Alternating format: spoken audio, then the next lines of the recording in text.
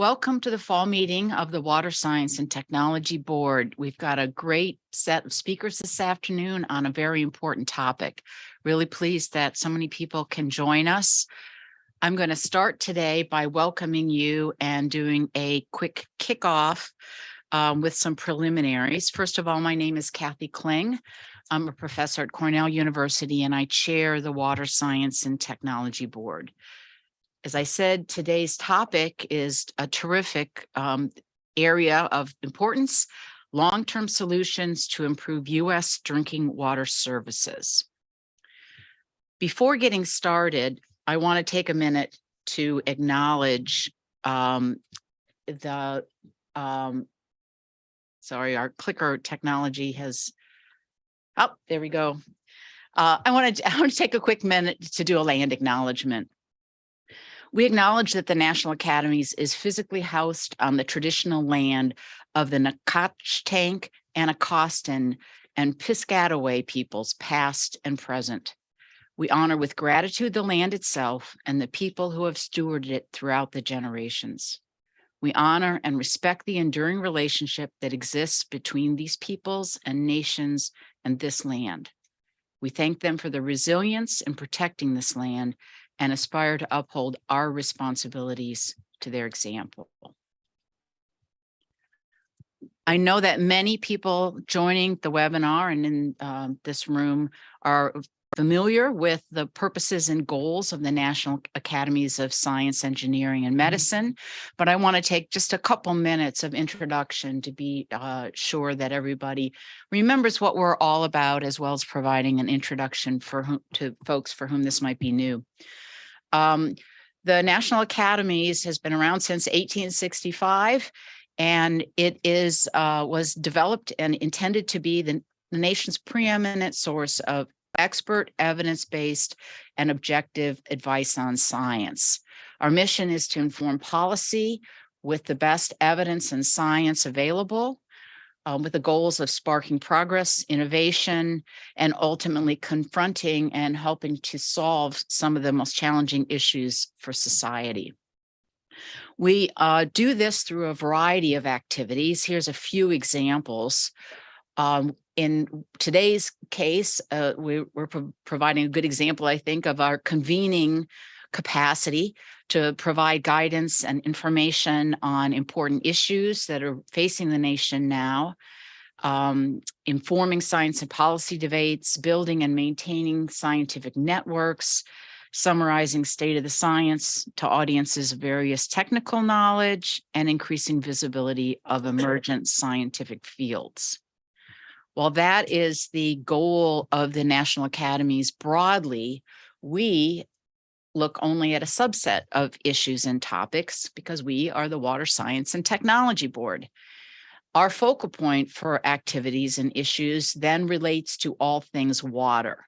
The science of water in a great number of areas, surface and groundwater fall under our purview, hydrology and the entire hydrologic cycle, watersheds, aquifers, ecosystem restoration and management, water infrastructure systems, water reuse, desalination, stormwater, wastewater, water hazards, floods, dams, levees, and hazardous waste cleanup and water quality.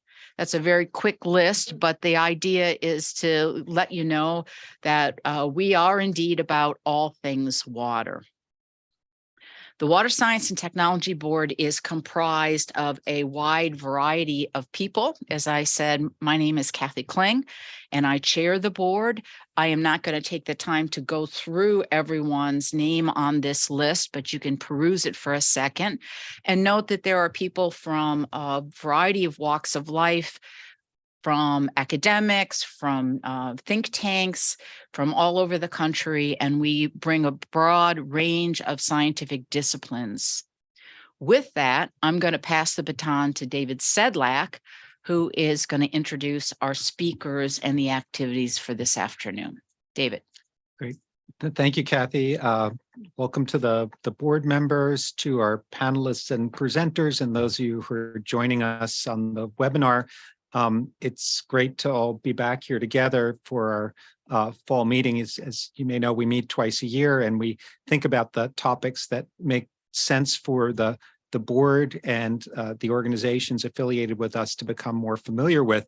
And when we spent time as a board talking about what topic areas we wanted to learn more about and where we thought the board can make contributions, this one really came up to be one that was very important for us. And so before I begin, I want to just give some motivation and framing for today's meeting. You're here obviously because you saw the title and the topic description, and you thought that this might be interesting to spend a few hours with the board learning about. But we've decided to take a little bit of a different approach to this topic that has been occupying so much of people's attention over the last year. The motivation really is that millions of Americans face water crises due to the inability of our existing systems to provide water that's safe, affordable, and accessible. So these are the three keys to this meeting: the safety, affordability, and accessibility of water. And I think many of us were quite heartened when the bipartisan infrastructure law was passed, because it promised to be the largest of infusion of money into solving some of these problems in recent memory. And one of the interesting aspects of this law is its aspiration to address these crises by putting more emphasis on communities that have historically struggled to provide safe, affordable, and accessible water. And I think a lot of you are spending time thinking about how to best implement the bipartisan infrastructure law.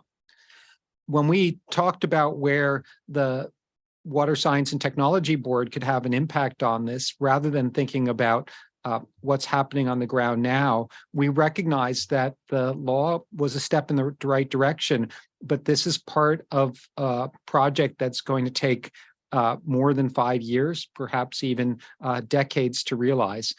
And so we think that there's space and time to be a little bit deliberate and try to understand not only what's going to transpire over the next 4 or 5 years, but what could happen far into the future. So with that in mind, and thinking about the sweet spot for the Water Science and Technology Board to make contributions, we wanted to focus our discussions, and you'll see that in the 2 panels this afternoon, on innovative technologies and innovative institutional solutions that will help achieve these 3 goals. And so the idea of the entire session is to summarize these key issues and to help decision makers to identify a path forward, not just for the next 4 years, but for the next 1 to 2 decades. So keep that in mind, that this is a project that we're going to make some great progress in the next few years, but it's something that is large enough that it's going to take a sustained commitment. So with that in mind, I wanted to briefly run you through the agenda. We have a lot to cover in a short time, and we're going to try to keep our remarks from our panelists concise and to the point, and give you opportunities to listen to an interactive discussion. So here we are, starting out with the welcome and introductions. This is going to be followed by a series of 3 keynotes, and you can see the titles and speakers here, so I won't bother to read them. But again, we're thinking about this issue of quality, access, and affordability. So those of you who are less familiar with this will be introduced to it in talks that are 15 to 20 minutes long. And then we'll have a short time for discussion and Q&A afterwards, and perhaps even a little discussion at the end. So then we'll move on to a break and come back and have 2 panels. The first panel, which will be moderated by Pedro Alvarez, is the panel on technical solutions. And you can see the speakers here, and Pedro will be introducing them before they give their talks. We'll again have very short remarks, about 5 minutes from each person, and then a series of questions and answers and hopefully interactive discussion. That will be followed by another break, and then the final panel of the day on institutional solutions which will be chaired by Camille Panu, another Water Science and Technology Board member. And you can see the 4 people who are joining us for that. And then at the very end, we'll have perhaps a few minutes for a recap and synthesis. So a lot to cover in a short time. And we're hopeful as the board that this will be the first part of a conversation that may continue well beyond today's meeting, because the problem certainly is large enough in magnitude and complexity. I wanted to put this slide up here. This is Slido. If you don't know about Slido and QR codes, well, here you go. This is your chance to scan the QR code for Slido, and this is the way in which you can access a website which will give you the ability to ask questions. So you'll be able to type in your questions. We here, the staff at the board, will have a chance to review your questions and hopefully get to them. But again, we only have a short amount of time set aside for questions. We'll at least understand your questions and comments, and we'll consider them when we look at the what was accomplished today and think about next steps. And so I think with that, it's the end of the presentation, and we'll start moving on to our speakers. So again, this first session is the keynote speakers, and I guess our first speaker is going to be Bridget Scanlon, and in addition to being a speaker on the topic of vulnerability of water systems, Bridget is really in many ways the co-organizer of today's meeting, because Bridget approached me and the board about 6 or 8 months ago with the suggestion of this topic, and really initiated a series of great discussions which led to the program today. So anything that works for you about today's program was Bridget's doing. Anything that you don't like is mine. And I also really appreciate the opportunity to interact with Bridget, because before she contacted me, I had been a big fan of her research and read many of her papers, and found it a privilege to get to know her better and work with her on this very important topic. So those of you who don't know Bridget, she's a senior research scientist at the Bureau of Economic Geology at the University of Texas, Austin.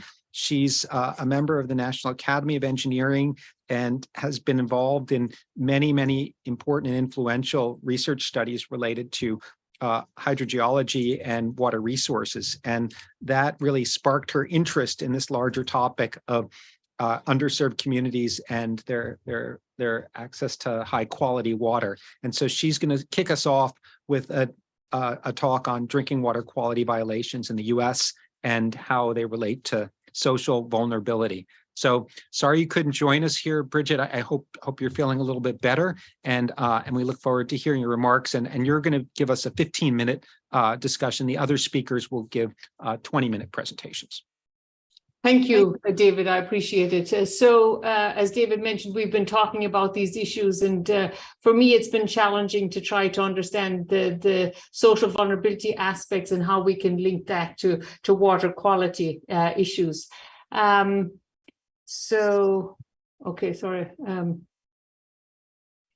So as David mentioned, the bipartisan infrastructure law, the Infrastructure Investment and Jobs Act, provides $50 billion to the US and funding over 5 years. And today I'm going to focus on the drinking water, the funding provided to the Safe Drinking Water Act for drinking water quality. So that's about $12 billion. And lead lines, 15 billion, emerging contaminants, 4 billion, and Western water projects, 8 billion. And there's a big emphasis on disadvantaged communities, with 49% of the funding targeted to these communities. The state, EPA reviewed the state definitions of drinking DAC communities, disadvantaged communities, and we see that the majority of states use a median household income. 49 states use median household income as a proxy for DAC communities. 10 use unemployment rate, 27 use water rates, and we'll be hearing from Duke University shortly about affordability. 16 water system size. Only 2 states use environmental justice issues. So this is the current status of DAC classification for the different states and what they are using. So I'm just going to try to address three basic questions. Are environmental justice tools appropriate for drinking water quality? Do they really address drinking water quality? Are disadvantaged communities a primary driver of drinking water quality violations? And are disadvantaged communities at higher risk of drinking water quality violations?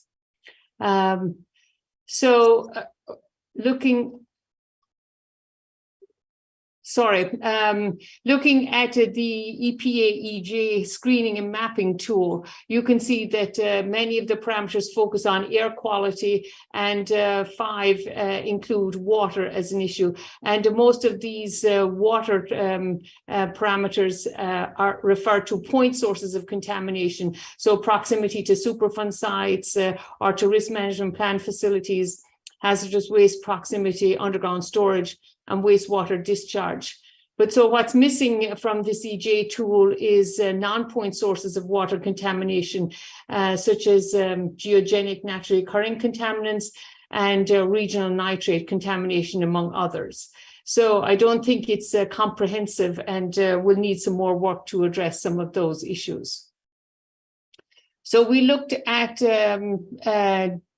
drivers of disadvantaged communities and published a paper recently in ES&T with the co-authors listed here, looking at about 35 different potential drivers of drinking water quality violations, including environmental, operational, and management, and use data analytics then to rank these.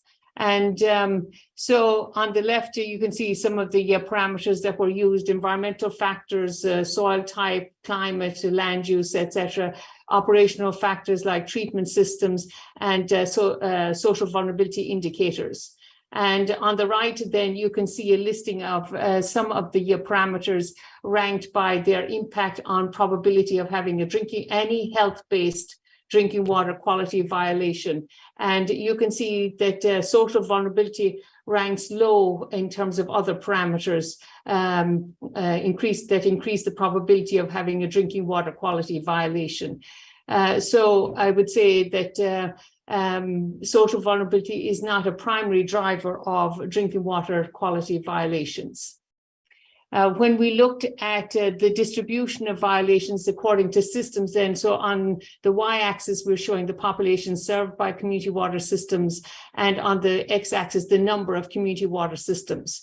So what we found based on 3 years of data, 2018 to 2020, that 37% of the systems had violations, health-based violations based on disinfectants and disinfection byproducts, and 21% were linked to inorganics and radionuclides, and 21% also to the groundwater rule, revised total coliform rule 15%, and 0.5% linked to organics.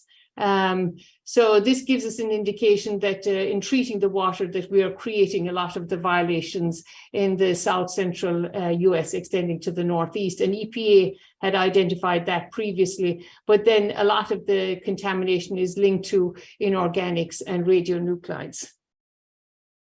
So USGS, Ken Belitz and others published a paper just a couple of weeks ago indicating that groundwater quality used for public water supplies is dominated by naturally occurring geogenic contaminants, including arsenic and radionuclides, and non-point source anthropogenic contaminants such as nitrates. So this is a very comprehensive study done under the NAQUA program, National Water Quality Assessment Program. And so on the graph on the left, you can see any population potentially affected by groundwater contaminants, and high refers to above an MCL usually, and moderate refers to between half and the entire MCL. So you can see the dominance of geogenic naturally occurring contaminants and anthropogenic and nitrate contaminants. And on the upper right, then you can see the individual contaminants: arsenic, fluoride, uranium. This was 500 contaminants that were analyzed in the 25 principal aquifers throughout the US. You can see radionuclides and nitrate, and organics, then high levels of organics are pretty low. This is mostly from pesticides.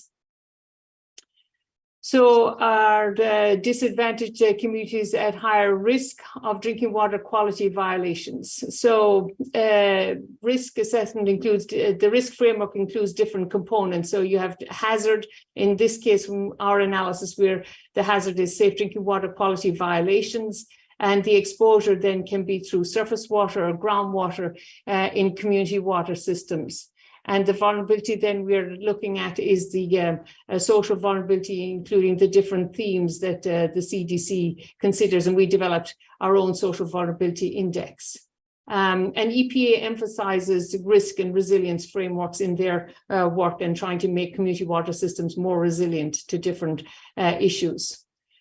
So looking at the social vulnerability index, the CDC uses 4 basic themes: socioeconomic status, and this is where the median household income would come into play, household composition and disability, minority status and language, and housing and transportation. And you can see from their map then the counties in red are where are high social vulnerability, populations with high social vulnerability exceeding 0.8. And these are a lot throughout the southern half of the US and many counties in the western part of the US. But the Midwest has low social vulnerability in many counties, less than 0.2, and the Northeast. So keep this in mind when we look at violations then. So we used a choropleth map similar to in RDC used previously to look at the distribution of violations in the US. And this is any health-based violation. And so the counties colored in green did not have any incidents of a health-based violation over the 3-year period, 2018 to 2020. So you can see mostly the Midwest and the Southeast, a lot of counties showing up in green. And then the different colors refer to increasing populations with ranked based on health-based violations, and increasing SOVI shown by increasing intensity of color to the right. So you can see high SOVI and high populations impacted by health-based violations and high SOVI in the Southwest and South Central US. We see low, and so that's Southwest and South Central US in the top diagram here. And then in the Midwest, we see low drinking water violations and low SOVI. In the Southeast, we see high SOVI and low violations, and this is because of limited contamination in this region. You would expect a lot of nitrate in the Mississippi Valley, but the USGS has showed that much of that nitrate is denitrified, so they don't really have the violations. And in the Northeast, then we have high water quality violations, but low SOVI. And some of this is because of state regulations, like Pennsylvania has a specific regulations that impact that. Looking at the ranking the systems according to population served, we can see that the majority, and this is the EPA ranking, less than 500, very small, 500 to 3,300, small, medium, large, and extra large. So you can see the majority of violations are in very small and small systems in rural areas and suburban areas. So these very small to small systems in rural areas are really a problem. We also evaluated the recurrence of violations, and here we show any health-based violation over the 3-year period by quarter, so 12 quarters. So most systems come into compliance in the first month, but some systems, about 700 community water systems, had a second violation over that 12 quarterly period. And then you can see the recurrence of violations over time. And we find that DBPR, disinfectant byproducts, inorganics, and arsenic have a recurrence much greater than any of the rule violations like surface water treatment, groundwater rule, or lead copper rule, which are resolved in the first month. And then we wanted to see how the recurrence of violations compared with social vulnerability. And what we found was that, and this is the median social vulnerability for each of these categories, and we see that that there is an increasing social vulnerability with the recurrence rate over time. And so with a high correlation R-square of 0.87 with the median SOVI values. So we think that in high SOVI areas, then they have a difficulty in managing these water quality violations. Part of this is because the dominant violations are naturally occurring contaminants like arsenic and rads or nitrate that are widespread, so it's difficult to get away from them. Many of them are in semi-arid regions without surface water, so they can't blend or they can't use a different source. So managing these violations is a big problem for the socially vulnerable communities in the Southwest and South Central US. So to get back to the questions then, the environmental justice tools, it seems like will have to be modified to really address water quality violations based on what we know about these water quality violations. Disadvantaged communities do not drive the water quality violations, but they are disproportionately impacted by the violations by about a factor of 5 in any health-based violation. And we think that this is because they cannot adequately treat the water, and treatment is oftentimes the only option. So thanks very much. I'll be glad to answer questions later. Great. Well, thank you very much, Bridget. That was a great overview of the water quality issues facing drinking water in the US. And so I'll throw it open to questions from the board to start with, and then maybe we'll look to some questions we might have had online. Any board members have an initial question? Nusha, yeah, next to me, Nusha Jami. Thank you, Bridget, for your presentation. I was on your last slide, I was a little bit confused with your question on are disadvantaged communities a driver of water quality violations? Can you expand on that a little bit? I mean, is the linkage between disadvantaged communities and violations causal? So are they causing the violations? No, but you have to have the violation first. I mean, you have to have the drinking water quality violation. You have to have the arsenic or the rads. So in the Southeast US, we don't have a lot of water quality issues. We do, of course, have in terms of health-based violations, but in the Southwest and South Central, we do. So you first have, in order to have risk, you need to have the violation first, and then, I mean, you need to then be exposed to it. But we think that the disadvantaged communities are vulnerable because we feel like that they cannot treat the violations adequately or manage them. I don't know if that answers your question, Nusha. That was great. Thank you so much. Good. We have a question from one of our panelists, Upman Lal. You can unmute yourself and ask your question. Okay, sorry about that. Bridget, thank you. That was a very nice setup. The one thing that I've run into that ties to Nusha's question is that many of these communities do not report violations to the EPA. So when we look at the drinking water violations data, it's perhaps missing 40 to 50% of the violations. And typically those are associated with these underserved communities or minority communities because they don't want to invite further investigation in a way. So noting that, does that change your view of where the issue really is? So we did look at monitoring and reporting violations. So we were wondering whether the low violations in the Southeast US were an artifact of monitoring and reporting. And when we did that analysis, we found that monitoring and reporting violations were positively correlated with actual violations, and that the low violations did not necessarily have more monitoring and reporting violations than the higher areas. And, we're limited with the data we have from the EPA Safe Drinking Water Information System, but that analysis found a positive correlation between monitoring and reporting violations and actual violations. So there were more monitoring and reporting violations in the Southwest and South Central US, where we have the high violations, than there were in other regions. Yeah, I can discuss separately with you on this rather than taking up time here. Thank you. I look forward to that, Manu. Thanks, Manu. I want to take the session chair's prerogative and ask a question myself.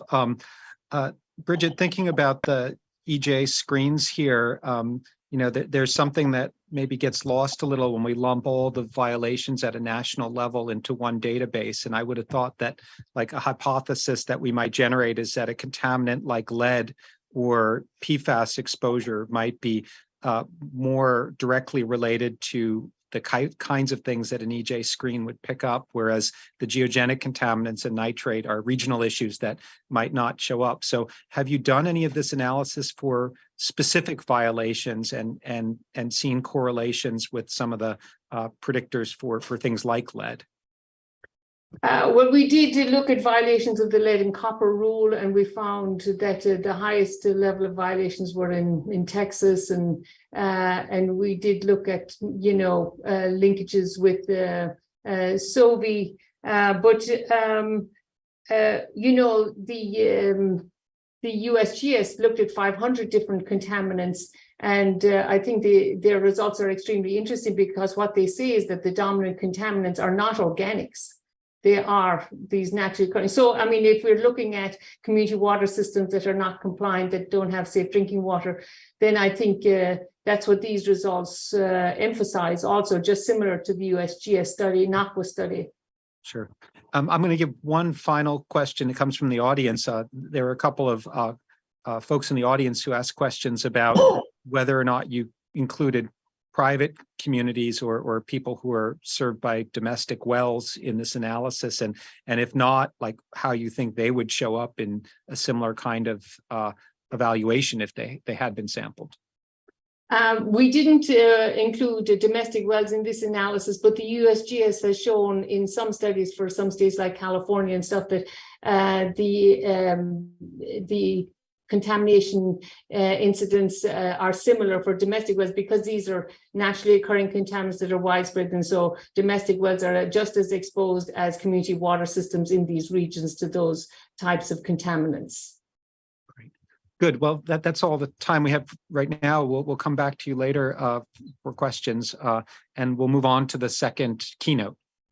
So our second keynote is entitled Closing the Water Access Gap in the United States. And since this is such a big problem, we have two speakers joining us today.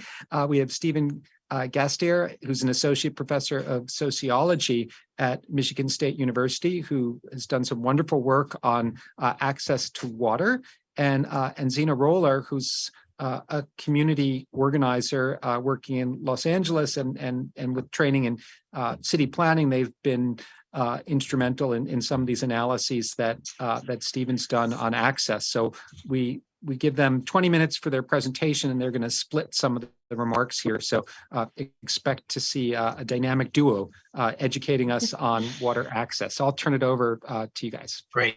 So I'll run the slides, and Zeno and I will trade off. So Zeno's going to start us off, I think. Okay, thank you.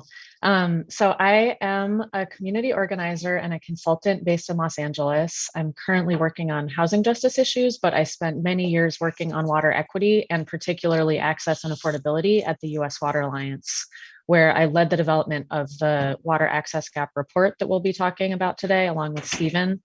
And I also led a nationwide initiative focused on preventing water shutoffs. And I'm Stephen Gastier. I'm an associate professor of sociology at Michigan State University. Michigan State University sits on the land of the Anishinaabe people ceded in the 1819 Treaty of Saginaw. I worked with Zeno on the Closing the Water Gap study in 2018-2019, and have been working on water access issues in the US dating back to the first decade of the 21st century. When I participated in authoring the Still Living Without the Basics report with the Rural Community Assistance Partnership. I've, in the last couple of years, also worked on subsequent articles looking at this access to water issue. And so I'll highlight some of these in the presentation going forward. So I think. So today we're going to be talking about the current state of equitable water access in the US and some of the challenges and opportunities that we see on the horizon. But to start, we wanted to define what we mean by water equity or water justice. So we define this as a condition in which all people have access to safe, clean, affordable water and sanitation services at a cost that doesn't burden them, regardless of where they live or who they are. It means that all people benefit from the investments we make in water infrastructure and have a say in making decisions about how these systems are developed, and that all people are protected from or able to adapt to the impacts of climate change, which are often felt through water. So keep that in mind for our discussion today. And I'll pass it back to Stephen to talk about the research. Okay, so my job now is to provide an overview of our findings from the study, and then to provide some insights from subsequent research. So let's start with the key takeaway. We used analysis of the American Community Survey. This is a census product, but it's the only place where you can get a sense of who doesn't have access to plumbing services through their housing, the housing part of their survey. We used the 2010 to 2014 rolling average, 5-year rolling average, which is the way you can get down to error terms that don't exceed the actual numerator of your study. This analysis indicated that roughly 530,000 households were lacking access to complete plumbing facilities. If multiplied by 2.6, that's the number, that's the average number of people per household in the US. This adds up to 1.4 million people lacking access to even the most basic services, even though they're inside a house. If we add to that the roughly 250,000 in Puerto Rico, who are not included in the census survey, and then the roughly 2 million, according to the Housing and Urban Development Department, who we estimate to be experiencing homelessness, you get up over 2 million people who don't even have the most basic of services. Now, the thing about that number, which is shocking in and of itself, is that it actually is not a number of people who are scattered randomly across the United States. And so we actually did a spatial analysis to try to get at where do you see clusters of these populations. And sure enough, you do see very definitive clusters. If you look at the percent in a given area, we were doing census tract level analysis because we understood that counties get to be very large areas of analysis, especially as you move west. And you can see that the clusters are very clearly in the Four Corners region of the Southwest, the Hopi and Navajo land, but also in the in native areas of the High Plains, South Dakota, as well as in the Texas colonias, and then you have clusters in the Appalachian areas. You also see more randomly dispersed counties in the Black Belt region. This clustering appeared to be not only spatial, if we did this analysis. And so we used an ordinary least squares analysis to try to see what were the demographic correlates with the places where people lacked access to these most basic services. And sure enough, the correlates were, of course, with poverty, but indicators of poverty, so unemployment, median household income, but they were also with race. And so Native Americans were places that were predominant, that had a high percentage of Native Americans, were highly correlated with places lacking access to complete plumbing facilities. Regionally, we'd see different groups pop out. So in the Deep South, it was African Americans. Along the border areas, it was Latino people. but we then went back and we did analysis using the integrated public use microdata series, which gives you individual records. And from that, we could look at actual household heads. And sure enough, what we found was that American Indians and Alaska Native headed households were 19 times more likely than white households to lack access to complete plumbing facilities. Latinx and African American households are twice as likely to lack access to complete plumbing facilities as white households. So you see a significant indicator of inequality in terms of this very basic measure.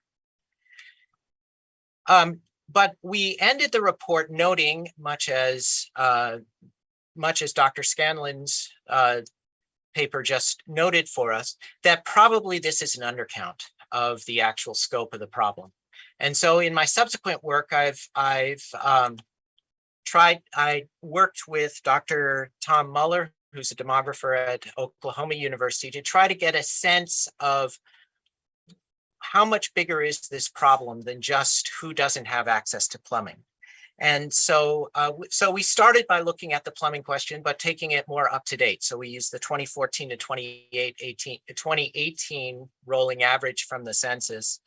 And while we see some difference in the numbers, it does the aggregate number of households goes down. Basically, the pattern is the same, as you can see from this map.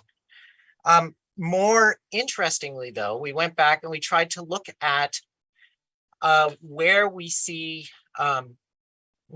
clusters of serious violators, right? So the Safe Drinking Water Act does have a category of violators that are considered persistent violators of health violations. So not just reporting violations. And when you go and look at that population, you see that you see that there's a cluster. It's slightly different, but but there is obviously some overlap. The thing that is a bit concerning is how widespread it is. Right, so there are 1,165 community water systems in serious violation of safe drinking water standards. This is 2.4% of all community water systems. So we're actually looking at a not insignificant number. We also thought we needed to look at Clean Water Act issues, because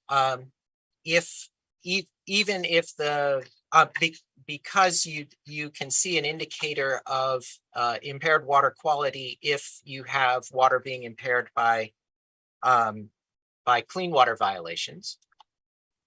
And so we did this analysis. There are 21,035 Clean Water Act permittees in significant non-compliance. In other words, these are sites that are potentially contaminating water sources repeatedly. And as you can see from this map, they are more widely dispersed across the United States. Not coincidentally, we do find that the racial effect that is very strong for the folks lacking complete plumbing facility is less strong for Safe Drinking Water Act, and you find even less correlation with race variables for the Clean Water Act permittees, although those those correlations with race do not ever go completely away. So actually, we can estimate that we're looking at potentially a very large problem here, not just 2 million, but tens of millions of people who are in counties where access to potable water and sanitation is impaired. It is notable that this doesn't even reflect those who may be on the contamination of groundwater sources. As Dr. Scanlon mentioned, the data for that is not comprehensive across the United States. The additional issue though, goes back to one of the things we'll come back to at the end when we talk about what needs to happen is data collection, right? So you can see in this map whole states that aren't included. These are states where the data that was available from those states was not reliable when collected through a nationally available data source. So, we have very significant issues in terms of just getting the data to be able to fully comprehend the scope of the problem. Zeno? Thanks. So as you can see from all of that information, there's clearly really significant racial and economic inequities in water access. And we wanted to just share a bit about how we got into this situation and the kind of historical drivers of the water access inequities that we see today. So there are two historical phenomena that affect the water access situation in the US. The first is that during the time that water systems were being developed around this country, there were significant discriminatory practices in many of the hotspots where you see issues today. So I'm going to share a couple examples from our on-the-ground research that show what this looks like in people's daily life and also how it's tied to kind of the historical development of infrastructure. So as Stephen noted, Native Americans are 19 times more likely to live without water access than white people today. And this is really due to the legacy of colonialism. Many tribes were unable to develop their own water systems when the rest of the country was doing so because the federal government was subsidizing water systems for white settlers, often using tribal water supplies. And you can see the effects of that today on the Navajo Nation. In this photo, you can see a truck with a water tank. About a third of the population lives without running water, and many people have to drive up to 40 miles to fill tanks and buckets with water. This is a photo of Alabama. You can see a yard with wastewater flooding the yard. So in places like Lowndes County, Alabama, it's a majority Black community, and many people are not hooked up to adequate wastewater infrastructure, and so they live with untreated sewage flooding their yards and their homes. And this is again because of the failure to develop adequate systems for these communities. In the Central Valley in California, they're primarily rural Latinx communities. And in the early 20th century, these communities were discouraged from incorporating. So they're still unincorporated areas. And that means that they didn't have access to the funds that were available to build water systems that nearby white towns did. And now in these places, people rely on private wells, but their groundwater has become very contaminated by agriculture. So they're having to rely on bottled water to survive. And then in West Virginia, you have communities where they had water systems built by coal companies. But when the companies left these communities, the systems fell into disrepair and were not maintained. And so they're basically unusable now. So the very low income people living there have to rely on strategies like collecting water from mountain streams, as this person is doing, which is often very contaminated water thanks to those same coal companies.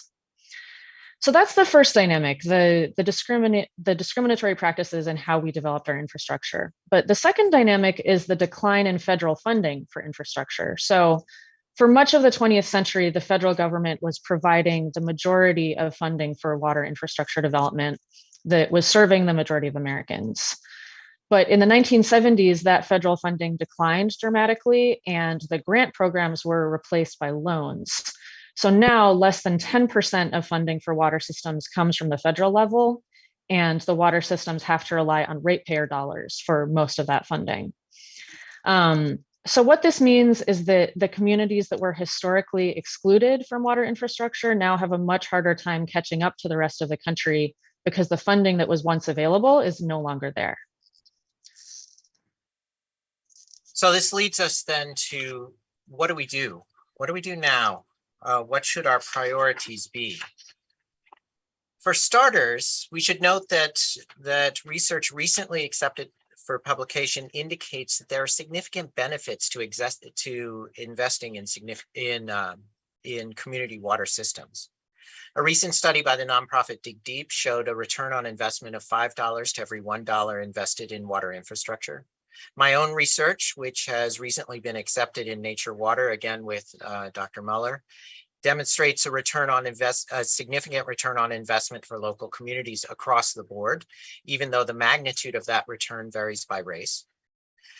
But part of the problem is that the communities most in need have tended to be the communities with the least capacity to leverage funding that has come available in the past. We mentioned this in the Closing the Water Gap study, that there was a need for more grant money, but also that loan grant combination dollars that were allocated to low-income rural communities through, for instance, the USDA Rural Utilities Service, often got left on the table as low-income rural communities simply did not have the capacity to access those resources. So we've been really heartened to see the dollars allocated to address water and wastewater infrastructure shortfalls through the Bipartisan Infrastructure Act. And we were further heartened by the Justice 40 initiative and the explicit goal of reaching out to those communities that have previously been left out. This is all indeed really promising, but it's not enough to guarantee equitable water access.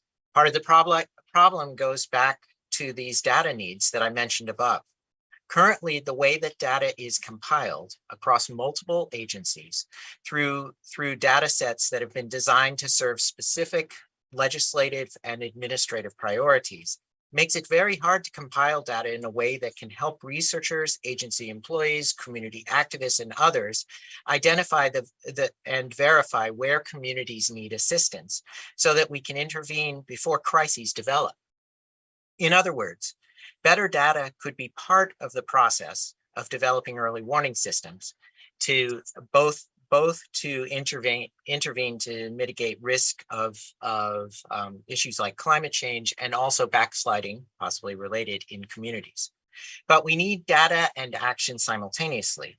There's plenty we could do to develop the data capabilities in reaching out to those communities. We already know plenty we could do while we develop the data capacities in reaching out to those communities we already know have inadequate access to services. So I'll say more about what these other policy changes are that we could focus on. When we released the report, it came out in 2019, and one of the big challenges that we identified was that water access wasn't being treated as an emergency. It was often seen as an afterthought or an infrastructural issue that could be solved over the years, but not something urgent. And that has actually changed a lot in the past few years. The pandemic really put a spotlight on the importance of water access for public health, with the need for hand washing during COVID, and the fact that places without good water access, like the Navajo Nation, were really hit hard by COVID. So that's a positive change that's happened since we released this report. There's a lot more awareness that water access is essential for public health and that it's something that needs to be addressed quickly. And that's an opportunity to take action and to make sure that people have water and sanitation right now, even as we develop longer term solutions like data collection. So one really key recommendation is that we need to be thinking about interim and long-term solutions simultaneously. So there are communities where centralized infrastructure is possible, but they don't have it yet, or their systems have deteriorated. So that might be places like the Central Valley in California, where it's perfectly feasible to put in a centralized system, but it just hasn't been built. So in these communities, they need to be connected to centralized infrastructure through utility consolidation or by investing in new systems. But in the meantime, people need emergency aid so they have running water and sanitation while they wait. This could look like delivering water, providing public facilities. This is something that's happening now, but usually in a kind of ad hoc, informal way. It's often run by charities or mutual aid groups, but it needs to be more systematic and consistently funded. And it's also very important that we keep that long-term and short-term in mind so that these communities don't end up using their piecemeal systems like bottled water forever.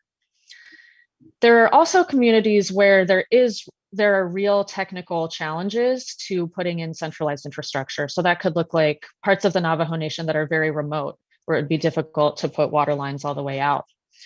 So these places need to develop alternatives to infrastructure, to centralized infrastructure like rainwater harvesting, decentralized wastewater, and they need the funding and technical assistance to develop these systems. As we develop these solutions, it's also very important that communities have a say in water policy decision-making, because local leaders really have the most knowledge about what's going on in their community and what's needed. But we believe that the most important policy and institutional change that we need to take to make this possible is to change our approach to funding water.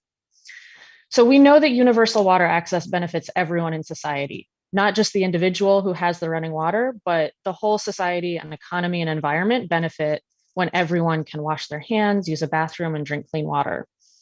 But our current funding system treats water as a consumer good that's paid for by individual fees rather than a public good that's paid for collectively, as opposed to something like roads, which is mostly funded through taxes because it benefits all of us. But when we fund water primarily through consumer fees, we ask utilities to be financially self-sufficient. Almost all of our funding programs reinforce this idea and put pressure on utilities to cover their costs almost solely through customer rates. And as we found in our research, this is pretty much impossible for many of the communities that have been excluded from water infrastructure because they're very low income communities and they can't sustain rate increases.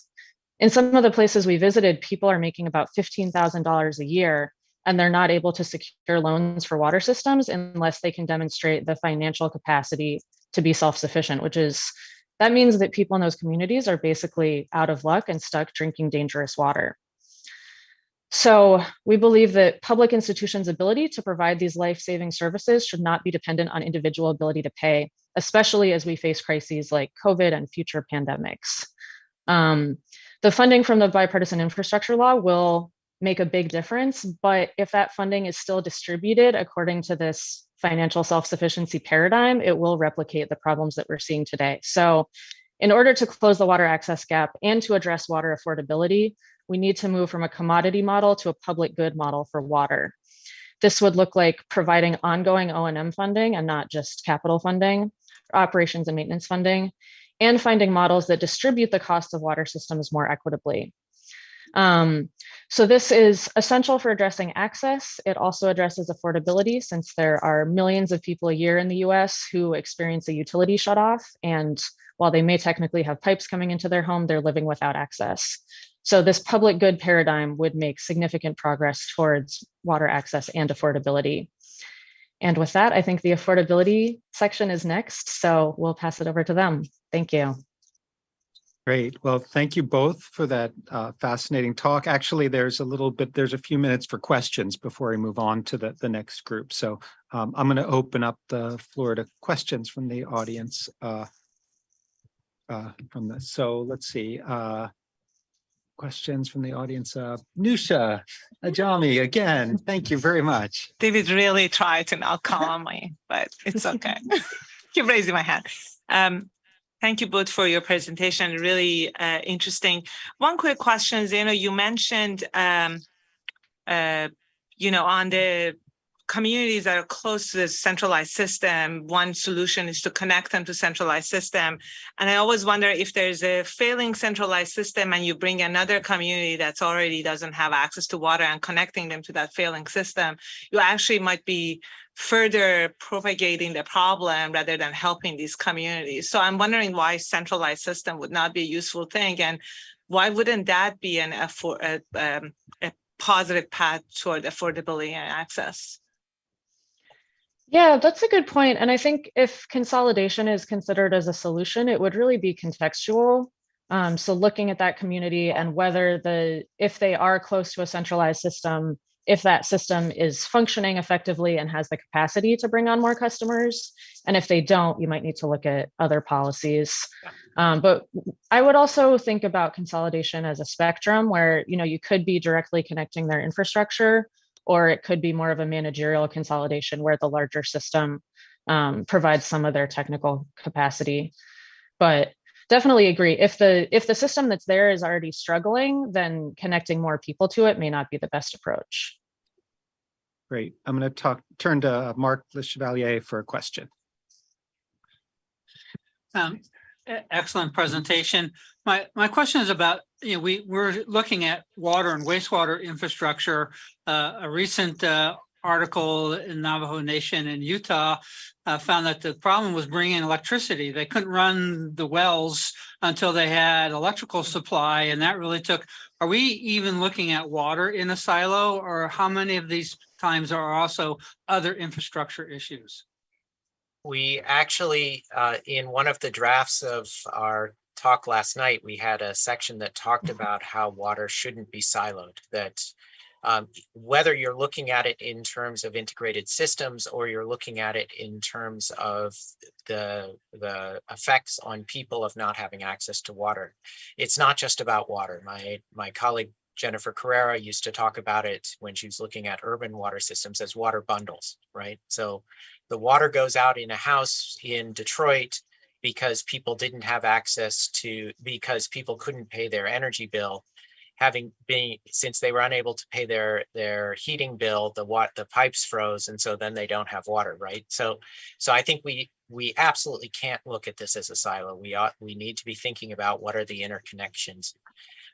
And Zeno's point when we were talking about this, which is excellent, is that actually can also provide us with interesting interconnections that can lead us to solutions, right? So I think it's absolutely critical that we move beyond thinking about water and wastewater in their silos and thinking about them as integrated with a whole bunch of other systems that connect to how we live.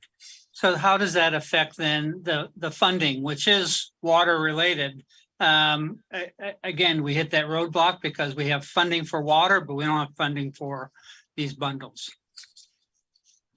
That's I think that's an interesting question. I think some of it is about thinking of water funding as part of community infrastructure funding, as opposed to simply water funding that's in a silo about water in and of itself. Zeno, you look like you're ready to say something, so I don't want to steal the floor. Yeah, I was just going to say, as an example of the kind of multiple benefits that this can bring and thinking about different kinds of infrastructure simultaneously. One of the sites where we conducted research was in Puerto Rico, and we visited systems there where they installed solar to prevent people losing power in another hurricane. And then that solar power was able to power their water system to make sure that they would also have running water. So those were projects funded by philanthropy, but I think that's a good model for looking at how investments in one kind of infrastructure can have a co-benefit for another. And it's definitely something where more collaboration between the different government agencies would be beneficial. Great. I know we had a couple more questions out there, but in the interest of time, we're going to move on to the next group, and maybe some of this could happen in the chat or afterwards. So thank you both very much again for informing us about the access gap and giving us some good insights to seed the rest of our discussions today. So now we're going to move on to our third keynote, and this keynote is coming from another tag team of two, because again, it's such a huge issue, and that's water affordability. So we're going to hear about water affordability from Lauren Patterson and Martin Doyle. Lauren is a senior policy associate at the Nicholas Institute, and Martin's the director of the water policy program at the Nicholas School for the Environment, and they're both affiliated with Duke University. So rather than dwelling on their CVs, I'll turn it over to Lauren and Martin. Great, thank you. Lauren's going to start off, and I'll man the slides. Lauren. Great. So as David said, we're going to focus on water affordability for this conversation, and we're grateful to be here talking about water services with you. Martin, I'm waiting for the slides.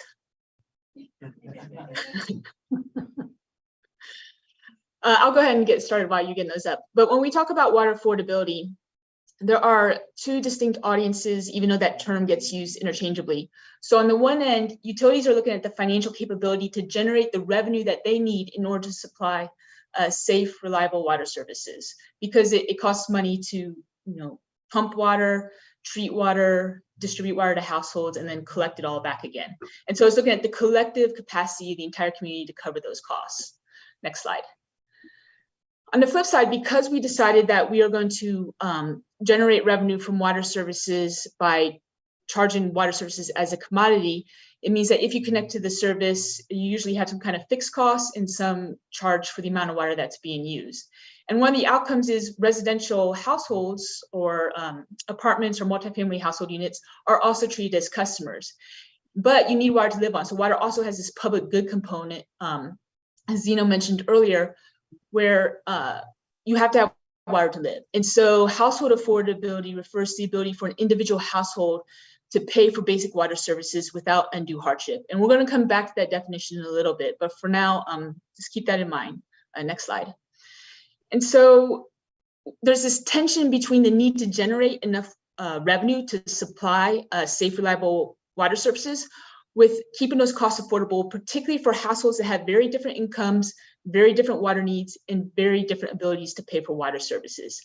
And so these competing needs have this inherent tension in how we are currently financing our water services, particularly for communities that have higher expenses or have large numbers of low-income households. Next slide. And we refer to this as a financial trilemma. So in a perfect world, you have plenty of revenue and resources to cover all your financial goals, right? But for utilities, they might not have all the revenue they need, and so they have to start making trade-offs. And so there's three broad financial goals that they have. One is you have to invest in infrastructure in order to keep providing safe, reliable services. Second, you want to have a good bank account. That's helpful for rainy day funds when emergencies occur, but also the way things are set up, you want to have a good credit rating score to have lower interest when you need to invest in infrastructure. And third, you want to maintain affordable rates. So if you don't have enough money, you might start making trade-offs. So you might invest in your infrastructure and keep rates affordable, but you do that by dipping into your savings account. Next slide. Or you might maintain affordable services or keep your rates the same and keep your bank account healthy, but you do that by deferring maintenance on infrastructure and just hoping nothing bad happens in the meantime. Or you might invest in infrastructure and keep your bank account healthy, but you do that by raising rates and increasing potential affordability challenges. And there's a lot of feedback loops that we're going to talk about later, how you might disrupt this financial trilemma. But for now, we're going to focus on this affordability piece. And what is the scale of affordability challenges for households in the US? Are we seeing this start to manifest itself? Next slide. And to do that, we talked about data earlier. Data is really important and hard to get for water. There's three pieces of data we need. First, we need census data to get something about incomes of households and understand their ability to pay for services. Second, we have to have rates data. So how do we charge for drinking water, wastewater, and increasingly stormwater services? And third, we use service area boundaries to link together these incomes who go to these bills. And from that, you can calculate a whole bunch of different affordability metrics. Next slide. So what we did is we collected data for 800 utilities in all the states of the US, and this represents about 50% of the population. And the utilities that we prioritized for this study are larger systems. We've done deep dives in specific states like California, Texas, Pennsylvania, North Carolina, and find similar results. But for here, we want to kind of have this largest communities in each state overall approach. Next slide. Now, if we go back to that definition for household affordability, it's subjective, right? How much water is enough water to meet basic needs? And because we charge households and not individual people, a household might have one person or four persons, and that's really going to change how much water you need. So for this analysis, we picked a four-person household using 50 gallons per person per day, so about 6,000 gallons a month. Our approach is flexible, so you can change that number as you desire. So slightly larger household than normal, but less water than most Americans use. Next slide. We also have to decide, when do we get an undue hardship? So EPA said, median household income, 4.5%. If you're spending less than 4.5% of your income on water services, it's considered affordable, and more than that, it's considered unaffordable. And Manny Teodoro recommended, if you're looking at minimum wage earners, a day of labor in any given month to pay for water services is reasonable. Beyond that, it's unreasonable. And again, this is a continuum, but in order to talk about it, you have to pick sort of thresholds to communicate. And it turns out in a 30-day month, you work 22 of those days. So every day represents about 4.6% of your income. So they're actually about the same number. And so here we said a day of labor is affordable, and beyond that, it starts to become more challenging to pay for water services. So given those definitions, on the vertical axis, we show the cost of services at 6,000 gallons for these 800 utilities. And on the horizontal axis, we show the percent of households with unaffordable water, defined as spending more than a day paying for water services. So if you have a utility and their monthly bill is $100, within the households that live in that utility and their incomes, let's say 10% of them are spending more than a day paying for a water bill that's $100 a month. Next slide. And so what we did is we plotted up those little blue dots are all the utilities in our study, and that golden dot is the median utility. And so for the median utility, the cost is $77 at 6,000 gallons. And at that level, 15% of households within any given community has unaffordable water services or spending more than a day paying for water. So 1 in 7 households. And the other thing that I want to point out in this chart is that most utilities, there's a $50 window, $50 to $100 for the cost of services at 6,000 gallon, which is pretty narrow. But within it, some communities have 5% of households with unaffordable water services, and others have over 40%. And that's really a function of the incomes within that community, something that is beyond the ability for any utility to control, right? It's just the income distribution. So we repeated this at different volumes of water. So how sensitive is the unaffordability metric, depending on how much water we use. So at 4,000 gallons, 6,000 gallons, and 8,000 gallons, the shade represents the median pervasiveness of unaffordability for the state. And the things that I want to point out is all utilities have some households that have low incomes and are going to need support to pay for their water services. Second, there is geographic variation. The Midwest and the Northeast, the Eastern US, tends to have more households that are struggling to pay for water services. And there's a sensitivity. So for every $10 increase in water bills, the median is that 2% more households are going to experience unaffordable water. So there's not a lot of wiggle room to change those rates. And it's because there's so many households that are living on low incomes.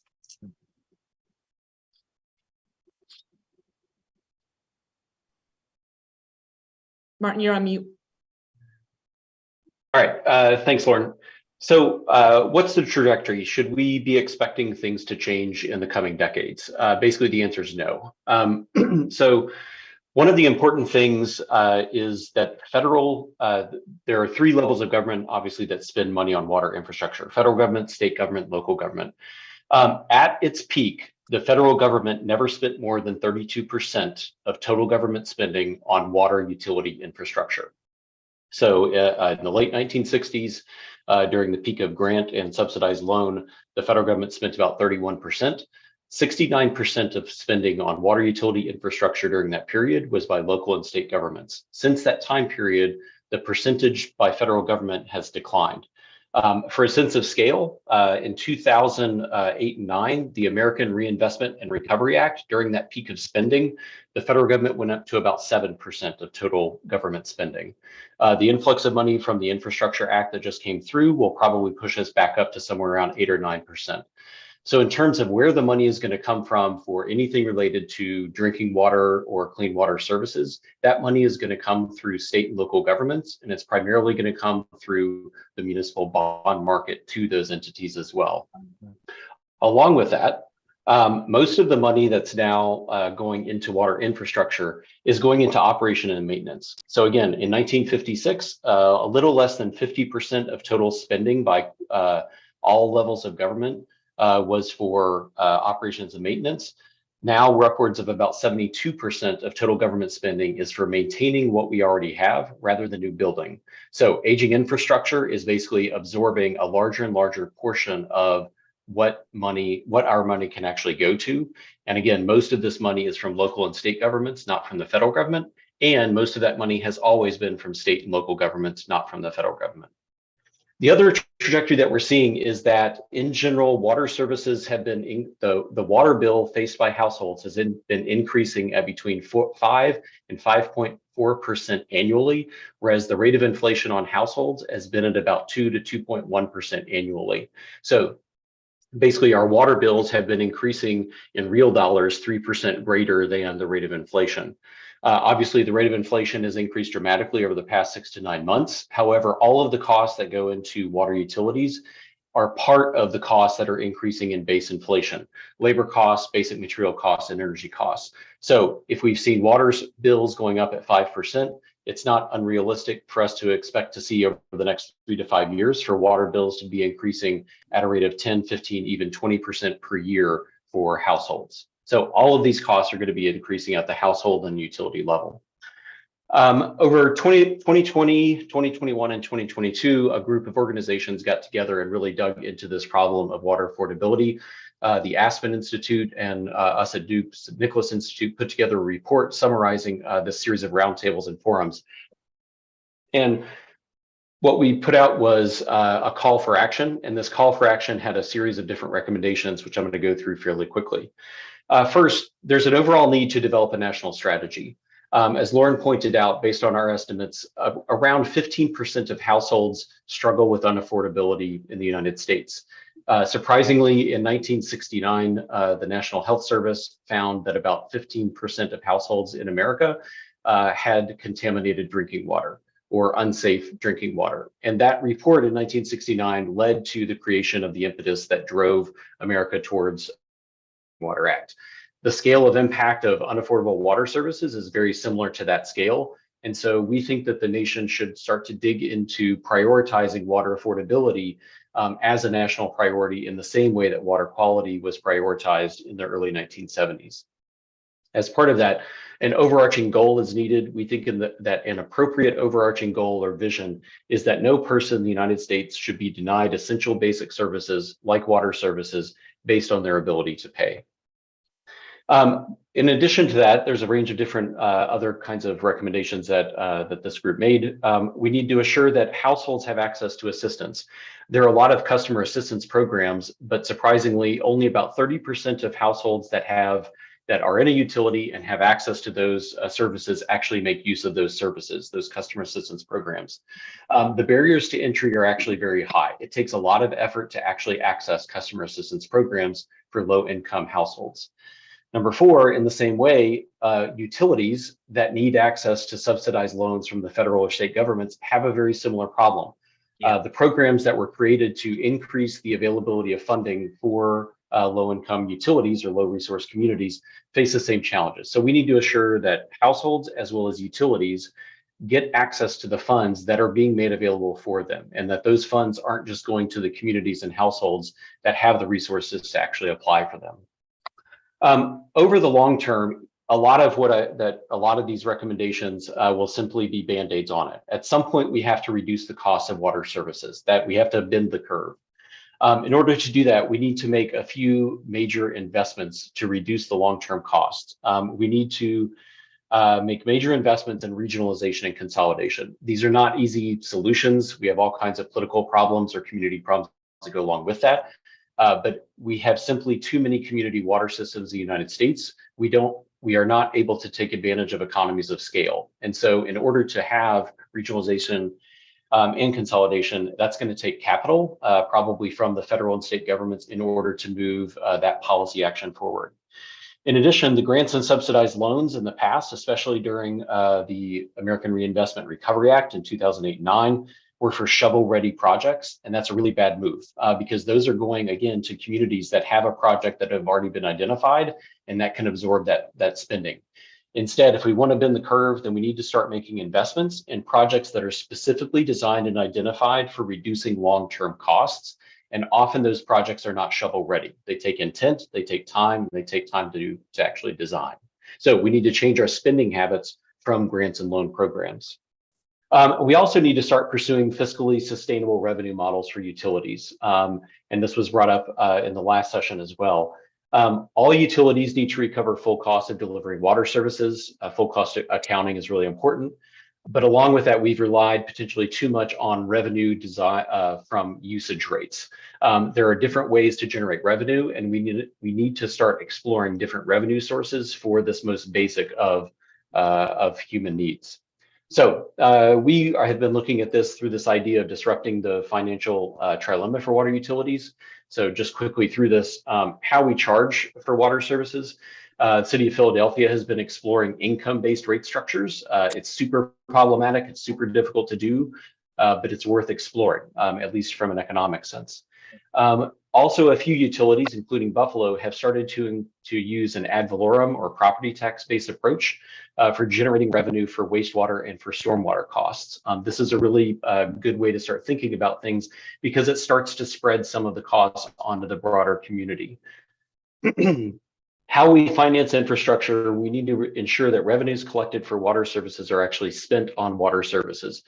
In an actual shocking number of cases, especially whenever water infrastructure is financed with general obligation bonds instead of revenue bonds, the revenue that comes in based on water use is actually put into the general treasury of the city or to the municipality.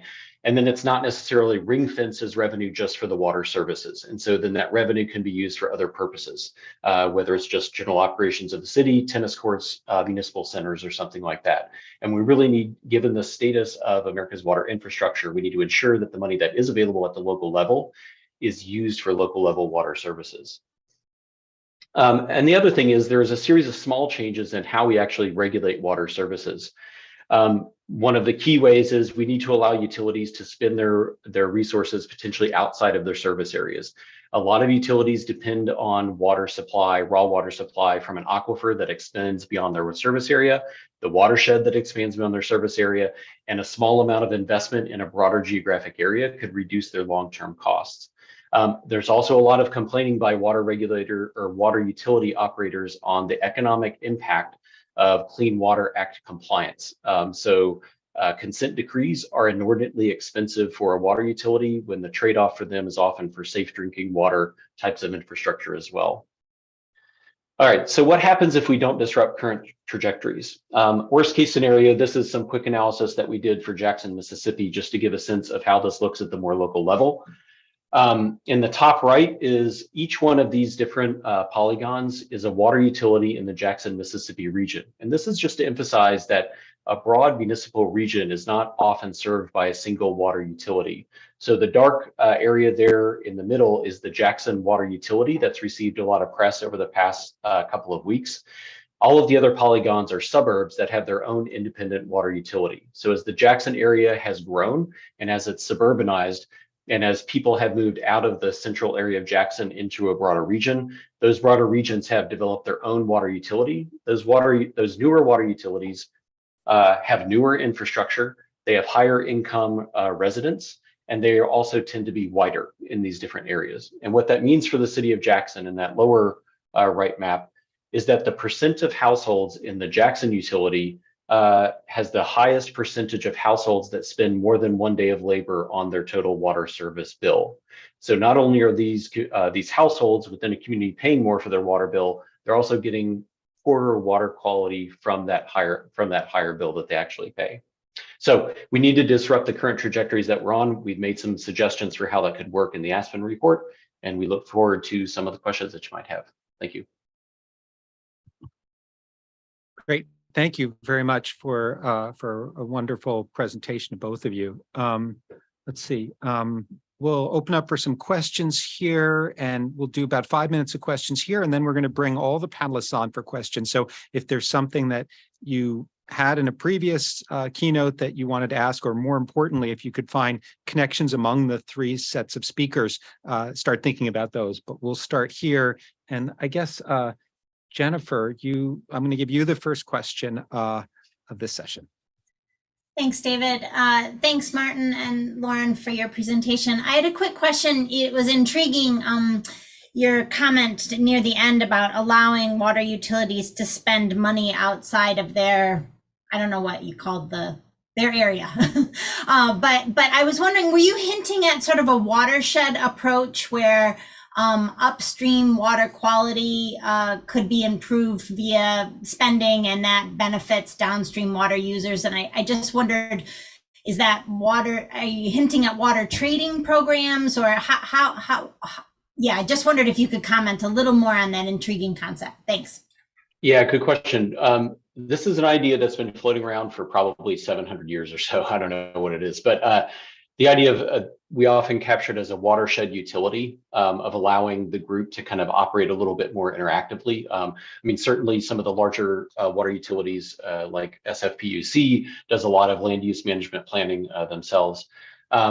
But there's also some creative ways that for at least Clean Water Act compliant umbrella permits is another way that they've done, which allows water quality trading and things like that. But I think that in general, what we're saying is loosening up some of regulating the outcome rather than regulating the process, just to give these utilities a little bit more flexibility so that they can be more creative and get at it. Great, thank you. We'll go next to Mark Le Chevalier. Yeah, where does the issue of what water utility efficiency drive into this? Has always seemed like it's, they're operating at an efficient level, but is their ability to invest in technologies to drive operational efficiencies that could improve affordability? The increase in O&M costs is concerning. Yeah, what I found is a lot of utilities are operating at the margin as it is. The vast majority of utilities are small or medium, often with only 3 to 5 employees. So the reality of them being able to squeeze out more efficiency is pretty limited. For some of the larger utilities, they're operating with cutting edge technology. So when we say utility, the universe of utilities is fairly vast. The economy of scale is really the big challenge that we have. So being more efficient means having access to better technology, better people. With the turnover of retirements around now in utilities, losing a lot of institutional knowledge is a big concern as well. So the consolidation and regionalization of utilities, the idea with that is to get to scale, which then allows greater efficiency. And this is one of the big draws to privatizing or investor-owned utilities. This is one of the big reasons to pursue that in some cases, is to be able to increase the efficiency of these utilities. So I saw another dimension to the issue of regionalization in your talk, and that was illustrated in your example of Jackson, where it almost felt like the equivalent of redlining. That is, if people are put in a small area and asked to take care of themselves, and the surrounding communities are more affluent and don't have a legacy system, they're really at an advantage. So I'm wondering, the situation that you saw in Jackson, do you have any idea how common that is in other parts of the country? And what are some of the barriers to regionalization helping to address that kind of problem? Lauren, you want to talk about examples similar to Jackson? Yeah, so I think it's there is this trend of not only just within a city having incomes become more clustered at low and high incomes, but then wealth has the ability to move, right? The infrastructure you invest today lasts 50 to 100 years, but if you have resources, you have mobility, and so you can move, and you leave these older cities stuck with these investments and the populations that don't have the income to move. So we're not even just seeing clustering of incomes within utility service areas, but between utilities now, where you have wealthy suburbs. We've seen this in some examples in Pennsylvania and New Jersey, which is, they're very interested in the Northeast because county systems don't really exist. They've all been divvied up into townships, and each township might have its own system. And so you see then these old city centers with wealthier suburbs around it and no capacity to grow. And as was mentioned earlier, then it becomes tricky because it's hard to convince utilities to connect and consolidate when they're at very different problems or very different operating capacities. And so we are seeing other examples of this in places in the US. Great. And then our final question for the two of you will be from Kathy Klint. Thanks a lot. This is really interesting. My question actually might be a tee up for the other panelists as well. I'm curious, everybody's done a wonderful job of giving us a kind of a snapshot of where we are right now. But of course, we're in a changing world. And we already, Lauren kind of pointed to some of that. Part of that is mobility. People can and do move. And of course, with climate change, people can do and will move as their jobs and agriculture moves. And of course, climate itself is going to impact every one of these issues. beyond saying it's going to make everything worse, which I assume is probably the case, does your work show us any insights about how the pattern of affordability might change over time? You know, sort of, do we have the capacity to be a bit forward-looking in planning and adapting to these coming changes? There's some, all right, so the good news is Congress passed the LIWAP, the low household income water assistance program, which ironically, that money goes to the utilities, not to the households. I think that it at least starts the conversation of should we have something like a water stamp in the same way that we have food stamps? I think that's worth actually kind of thinking about at the household level. I'm actually more concerned that it's going to get worse before it gets better. We've had historically low interest rates for debt borrowing for the past 20 years. Again, as I said at the beginning of my part, the vast majority of water utilities rely on the municipal bond market for their infrastructure. And when those interest rates go from 3.5% to 6.5%, the impact on the cost of financing and operating a utility is going to be pretty startling. We are already starting to see water utilities that used to get AA and AAA ratings starting to slip down to single A and triple B pretty fast. And so I think in the next year, 1 to 2 years, we're going to see a pretty big, I don't want to say that it's going to be the big short, but we're going to see a pretty big financial correction on the economic stability of a lot of water service providers more generally. Whether there's actually bankruptcy or defaulting, I think is a different question. I'm not sure that there will be, but I think the financial turn on these basic municipal infrastructure providers is going to be pretty severe. Okay, now I'd like to bring, thank you both very much. I'd like to bring Bridget, Stephen, and Zeno back in and open it up to everyone. And I think Kathy did a good job by saying that, you know, it'd be nice to look towards the future and think about your work in the future. So I'm going to ask people to bring their questions, and if you can, indicate which talks you think in particular you'd like to hear from with respect to your question. So we'll start with Camille. My head just went blank, so I feel a little embarrassed. I was going to ask a question. It was related to water stamps. Oh, I remember. Okay, here we go. Thank you everyone for your patience with me. So this is mostly Martin and Lauren, but it's certainly open for all the keynote speakers. One of the proposals that's been put out is that we should have a lifeline rate for water, the same way that we do for heat or other essential utilities. But water is also managed very differently in terms of its funding structure on the utility side. I wondered if you could talk a little bit about whether a lifeline rate might be a program that just assumes that we need to provide people regardless of income with a certain amount of water, and then we figure out the finances from there. Lauren, you want to talk about Lauren and I have been looking, I'll let her speak to the actual impact on this idea of affordability elasticity. So how the affordability within a community is affected by the elasticity of the actual water rates. And she's actually done some analysis on this. Lauren?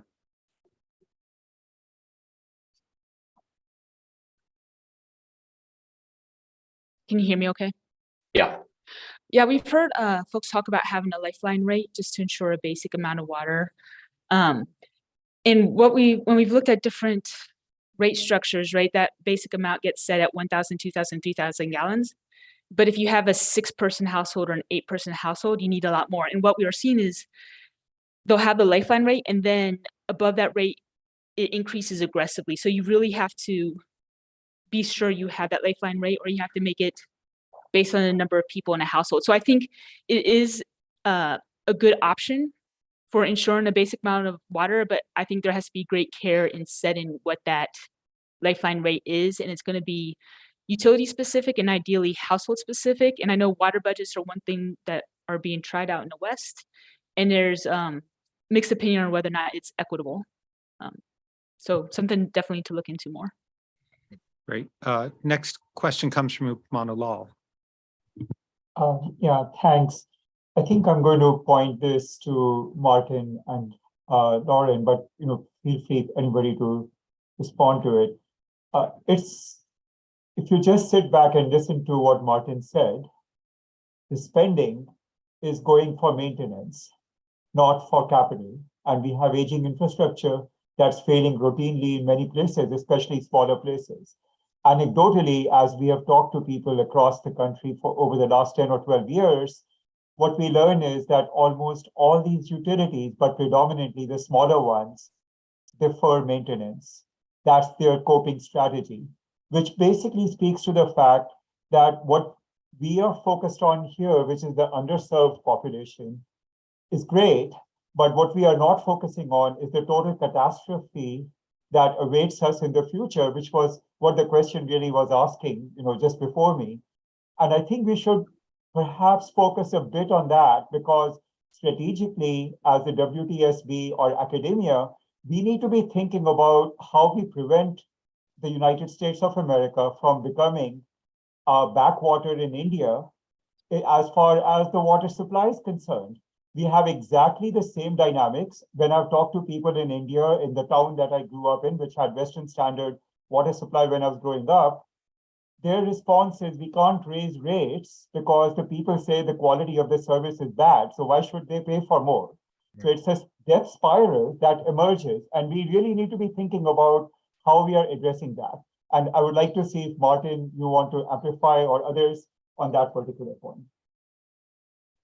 Yeah, just briefly, I think that we've been studying shrinking cities, is what we call them, or legacy cities in the upper Midwest, but it's also spread throughout, timber towns in the Pacific Northwest, or textile villages here in the Southeast as well. And this idea of legacy cities, where I think the talk that we heard last week was Detroit had a population of 2 million, and now it has a population of 600,000. And the point that was made was, if you don't think this can happen to any city in the United States, you need to actually read some history. So any economic developed region can actually pivot very quickly. And so thinking of these cities, in a sense of, 80% of total health spending in a human's life is in the last 6 months. The costs of running an infrastructure system are probably similarly, where the costs just keep increasing as the system gets older and older.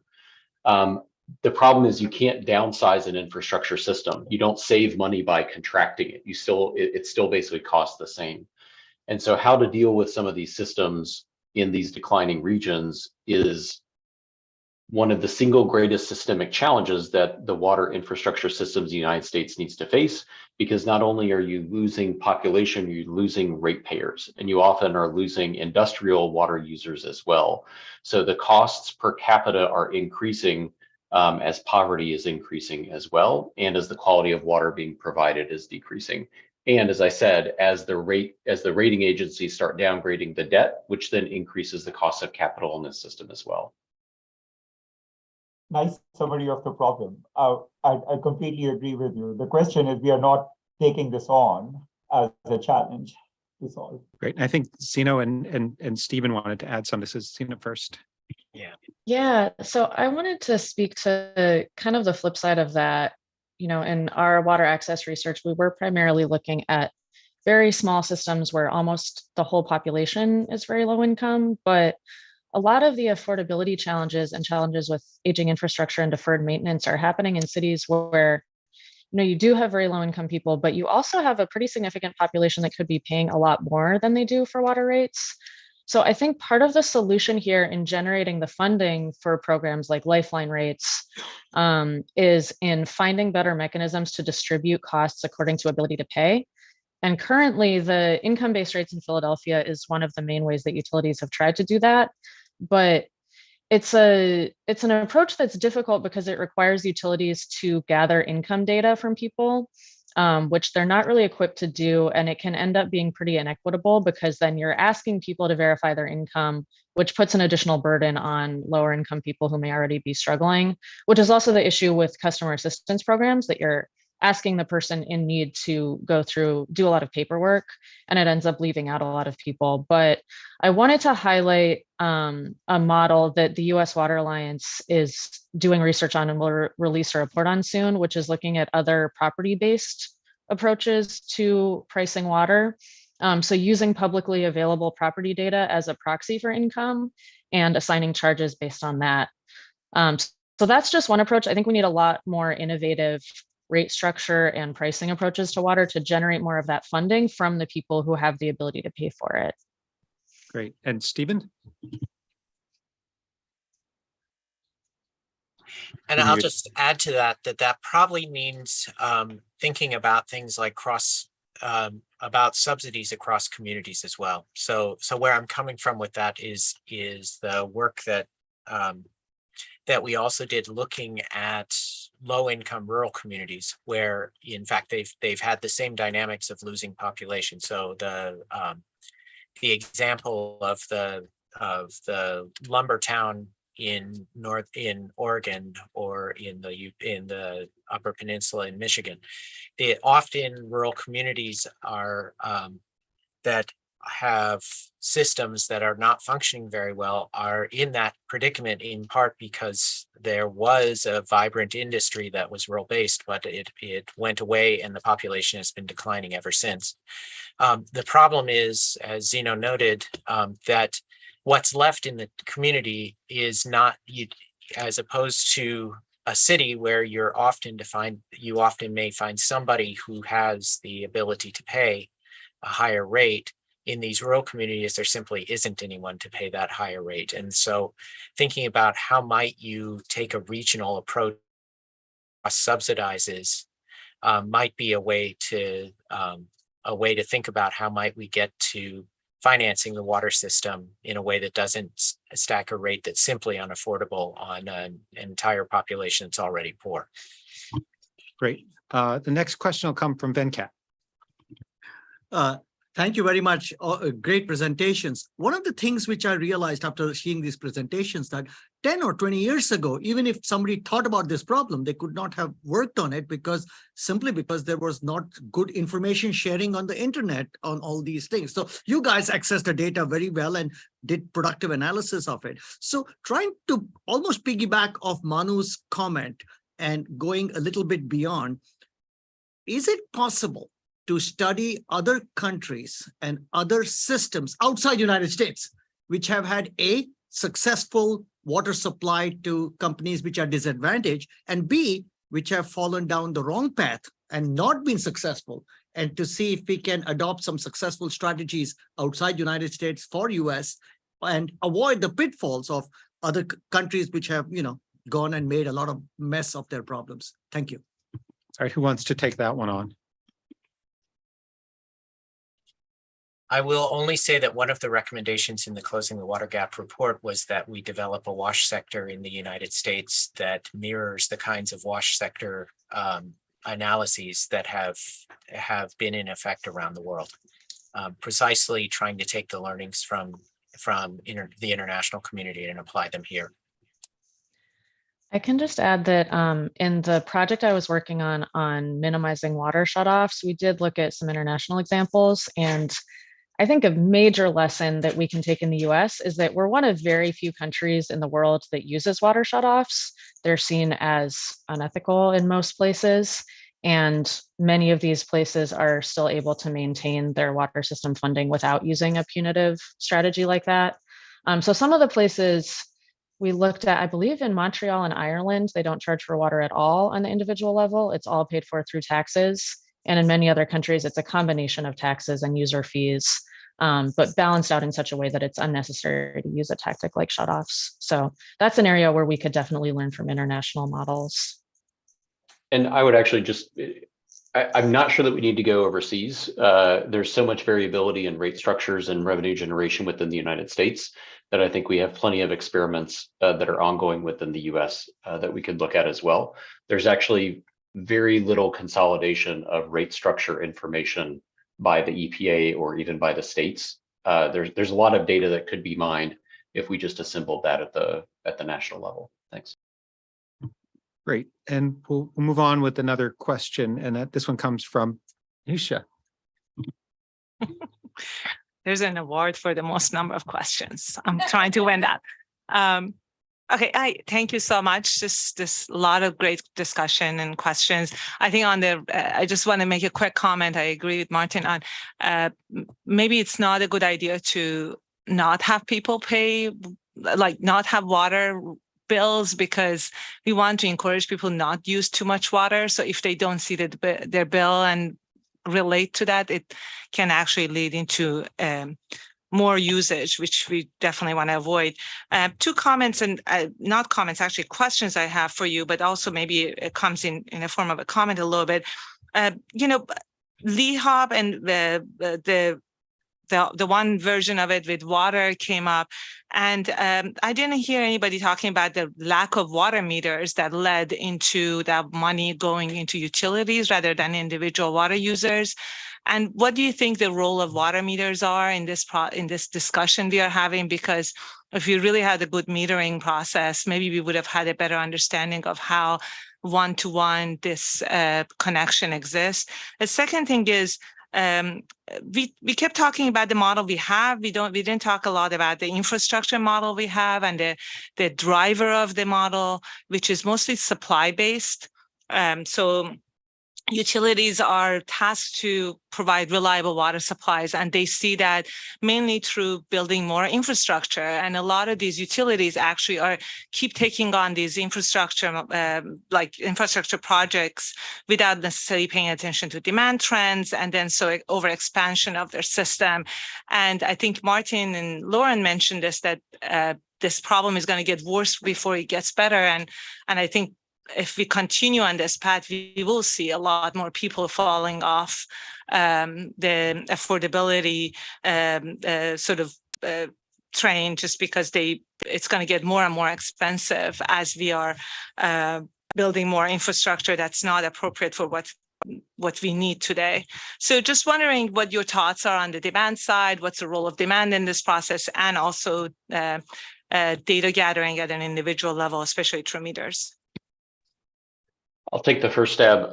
First, I'd like the record to show that Nisha Jama agreed with me on something, so we'll go with that as a good thing to start with. But I'm a little bit concerned whenever we focus so much on rates that we want rate structures to do everything for us. So they're supposed to take care of equity, they're supposed to take care of demand management, and now we're supposed to do all these different things. And I think that there's a lot of calculus going on around rate structures, and we may just need to, as Zeno said before, we may just need a completely different model, like the Irish model of just basic taxes, and just see what works better. I agree that the information that we get from metering can give us an enormous amount of information about billing. It is also the most efficient way to find leaks, and we lose about 15 to 17% of stored, treated, distributed water through pipe leaks. And that's revenue lost for local water utility. So meters are an easy investment. But finally, we kind of have two Americas. Leak detection could be great for SFPUC or for Raleigh or for Durham, but the vast majority of these utilities, again, it's 3 guys, 2 pickup trucks, and a clipboard. And the idea that they would have distributed sensors all throughout their network is just way beyond the capacity of most of these utilities. And so until we start addressing that distributive problem of fundamentally different types of utilities, I don't think that we can come up with some of these solutions. Any other panelists have a comment on that? I would like to just say something. Nusha, Maria-Elena Giener did her dissertation on water treatment systems for colonias. And she found that many of them were overbuilt, considering population trends and stuff like that. So I think that confirms. So I think looking at the demand side of things is important, and then looking at trends. So good point. Great. I'll go with the last question of this session. I'll go to Mark. Oh, good. I'm just trying to keep up with Nusha and the questions. This is not easy. Martin, you had mentioned privatization, and you know, my previous life was with a private water utility. And I really thought that the value is not so much the privatization, but to be able to have a single price tariff over a large number of communities, like at a state level. Is that really, I mean, so much people when think about regionalization or consolidation is kind of hooking things together. These would be utilities across the entire state, but spread the costs along among large number of communities, so that no one community bears a large cost. how practical is that be able to done at a state level, county level, whatever? And what would that kind of take, structurally to make happen? Right. So private water utilities are able to spread their costs around very disparate communities. I don't think they're the right answer for the declining cities, because why would a private water utility buy a system that's declining in population? So it's not a solution to every problem, but it could be a solution to some problems. In terms of that being a state solution, I completely agree, and I think that this is similar to like the Great Lakes Water Authority, of having more of a regional entity that that's basically a regionalization of certain functions. I do agree that I think when we say regionalization, consolidation, we envision pipes. And in reality, what that could be is a single software system, or it could be a single utility manager or a construction crew that's doing things for different utilities. So we don't need to entirely consolidate we don't need to consolidate the infrastructure. We can consolidate some of the specific functions of individual utilities. Others in the group? If not, I guess I wanted to kind of just sum up from the keynotes that we heard a lot about some really big challenges that we face. We saw that it's a challenge simply to quantify the challenges and where people are facing them. And we learned a lot about the existing model maybe not being up for the challenge. And then we heard about the way in which a changing climate, aging infrastructure, tighter water quality regulations, and increasing interest rates are going to further tax it. So the panels that happen after the break have a steep challenge in front of them to give us the answers. But now we're going to take a 20-minute break and appreciate the wonder of the DC Water and Sanitation Authority and some refreshments.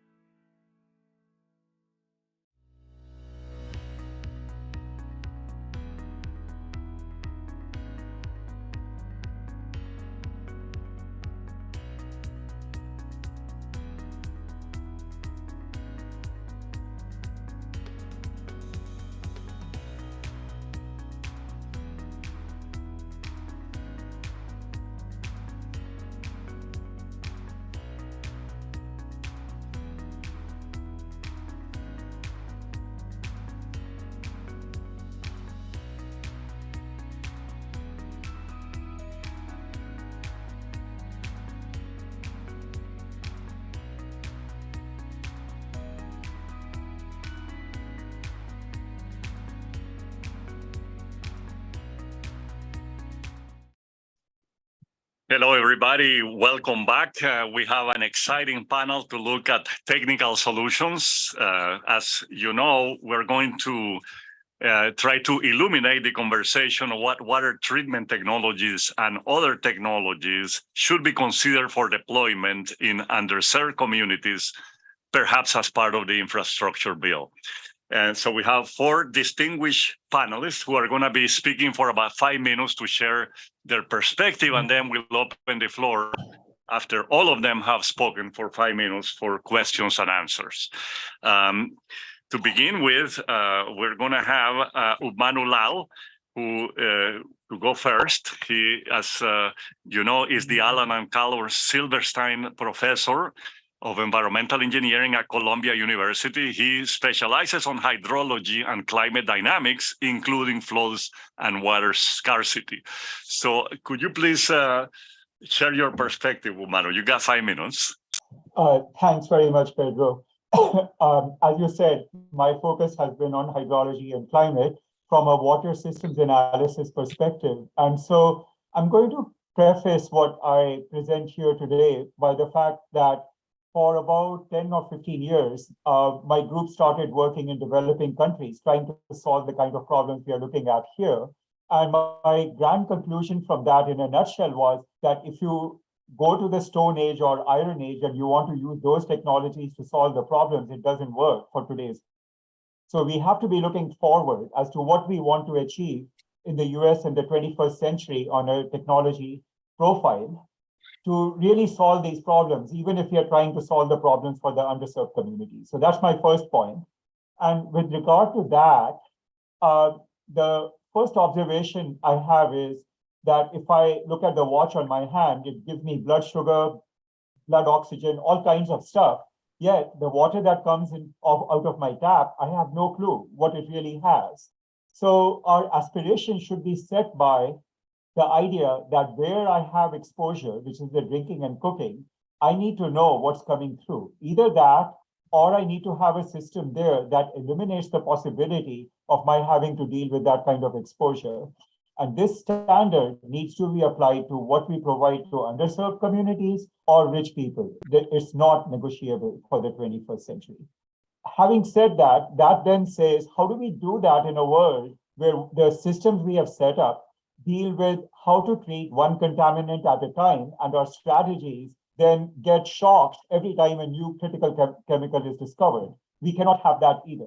So from a technology profile, once I bring that up, that suggests that maybe what I need to have for the future is a point of use treatment system in the drinking and cooking area, which basically can operate reliably to remove any of the things I'm concerned about and can remotely transmit the information about its performance to either the central operator, but at the very least to the homeowner. So if we think in those terms, the question is, we are trying to now address problems of poor people, and I'm trying to lay a standard that goes beyond.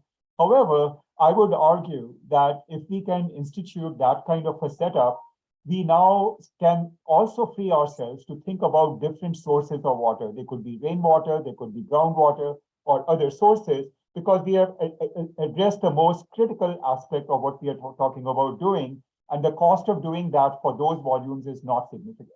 So where this all fits together from a systems analysis perspective is that we've been thinking about the declining cities, the rising cities, and so forth, and consistently across that, the issue really is not what to do about the legacy infrastructure, but what infrastructure we need to provide.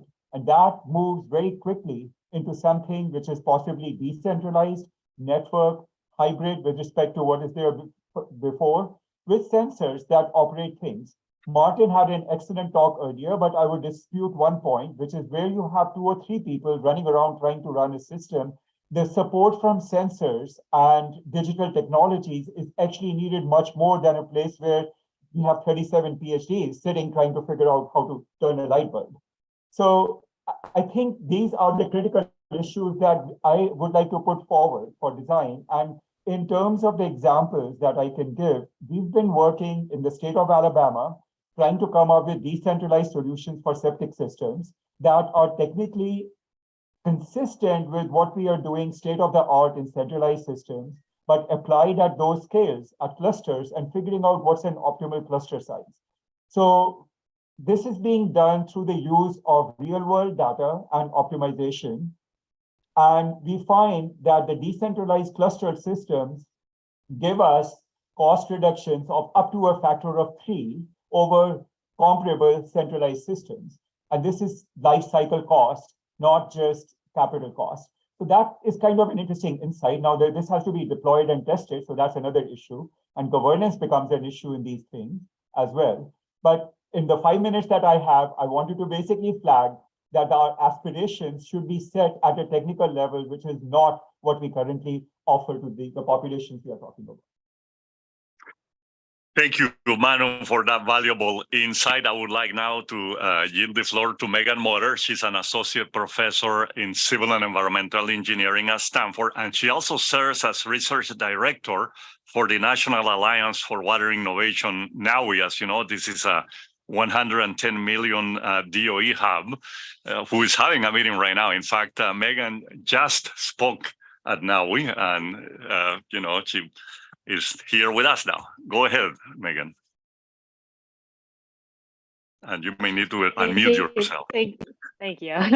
Thank you for the introduction, Pedro. And I'm sorry that I wasn't able to join the first set of discussions, but I'm really excited to stick with you for the rest of the day. I want to echo a lot of what Manu just shared as I kind of go through just a couple of slides on places where I see innovation opportunities to really maximize the value of these infrastructure investments. I think it's important to start out in recognizing that we have a tremendous infrastructure investment deficit. And so we're really building back from that deficit as we look forward to continued funding and new funding streams. There has been a lot of work in summarizing exactly where that funding is allocated, and it's coming in many places, but there's several nice reports out there that distill this information visually, and I think can be a helpful reference. I will, however, say that I think that the $500 billion in the bipartisan infrastructure law for infrastructure writ large represents a very small fraction of that $2.5 trillion deficit. And so we need new strategies to bridge the gap. If it is simply a matter of building back the systems that exist today, we don't actually have that scale of investment in our current allocations. And so I've argued recently in an editorial in Science over the summer, the need to build back, I guess it was a year and a half ago, the need to build back wiser, including in investing in infrastructure solutions that are digitized, versatile, distributed, and inclusive. I want to highlight a couple of specific examples very briefly, and I'm happy to talk more in the rest of this panel discussion. But I want to start out by emphasizing the need for digitized water infrastructure, in particular solutions that integrate digital and physical systems to help us analyze, control, and adapt in real time. This is actually a startup that it was initiated by a Stanford undergraduate and is serving small communities as well as very large communities and systems in India with very cost-effective digital solutions. And I think I caught the last sort of tail end of the previous discussion. I think there are examples where we can look internationally for technology innovations, particularly in places that have had inadequate investment in water infrastructure resources and actually have a lot of interesting things happening on the ground. I think there's also lots of opportunity to move beyond just autonomous or semi-autonomous treatment systems that promise substantial efficiency gains and more cost-effective small-scale operation, but also looking for digitized water network operation to help respond to extreme rainfall events, anomalous pollutant discharges, critical power outages, and other concerns that face small-scale systems, as well as large-scale systems. The second area of versatile water infrastructure, I think, is also very, very important. We need our infrastructure to do more than just deliver water. And I think that there are several opportunities to think about co-designing a next generation water infrastructure and power infrastructure system. This is an example of what's called micro pumped hydro. that is using very small scale water storage, whether that's a water tank or whether that's a small reservoir, to help both provide a more secure water supply, but also a more secure power supply. And I think that a lot of these small communities are facing big issues in power resiliency. We see that in many, many parts of the US. There is a need to not, to think about integrative solutions instead of highly discretized solutions. I think that the next area of distributed water infrastructure was nicely covered by Manu. This has been a major focus of my own work and certainly of NAUI's investments in the water innovation space. But increasingly, we're seeing a need to augment aging or inadequate centralized systems with small scale distributed systems in a hybrid network. I think there's also a lot of opportunity to think about distributed water solutions as ways to promote source water protection, because the least expensive way to maintain water quality is to do source water protection. The other thing I'll say about distributed water infrastructure is I think that it can nicely complement the CapEx to OpEx ratio of some of our very large existing centralized infrastructure projects. There's a diversity, or there's need for a much greater diversity in that balance of capital costs and operational costs, especially in an challenging financing environment. Finally, we need to really start with this premise that we are inclusive in our water infrastructure design, particularly inclusive of communities that have in the past been bypassed, bullied, and bulldozed in these modernization efforts. And I think that there are lots of examples, particularly in academic environments and small community outreach programs, that have shown that the magnitude of returns on investment and innovation is going to be amplified when we start by serving underserved communities.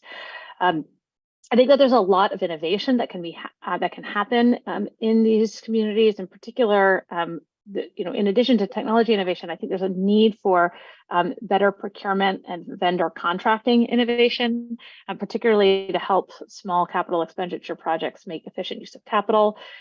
There's tremendous opportunity for bundling of small scale systems where that bundling might either promote financing solutions or operational solutions.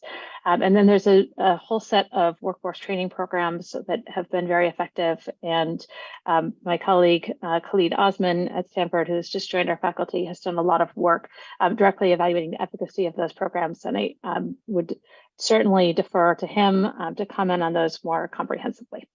With that, I will close out. Thank you very much, Megan, for that valuable insight. Let me now invite as our next speaker, Meena Sankaran.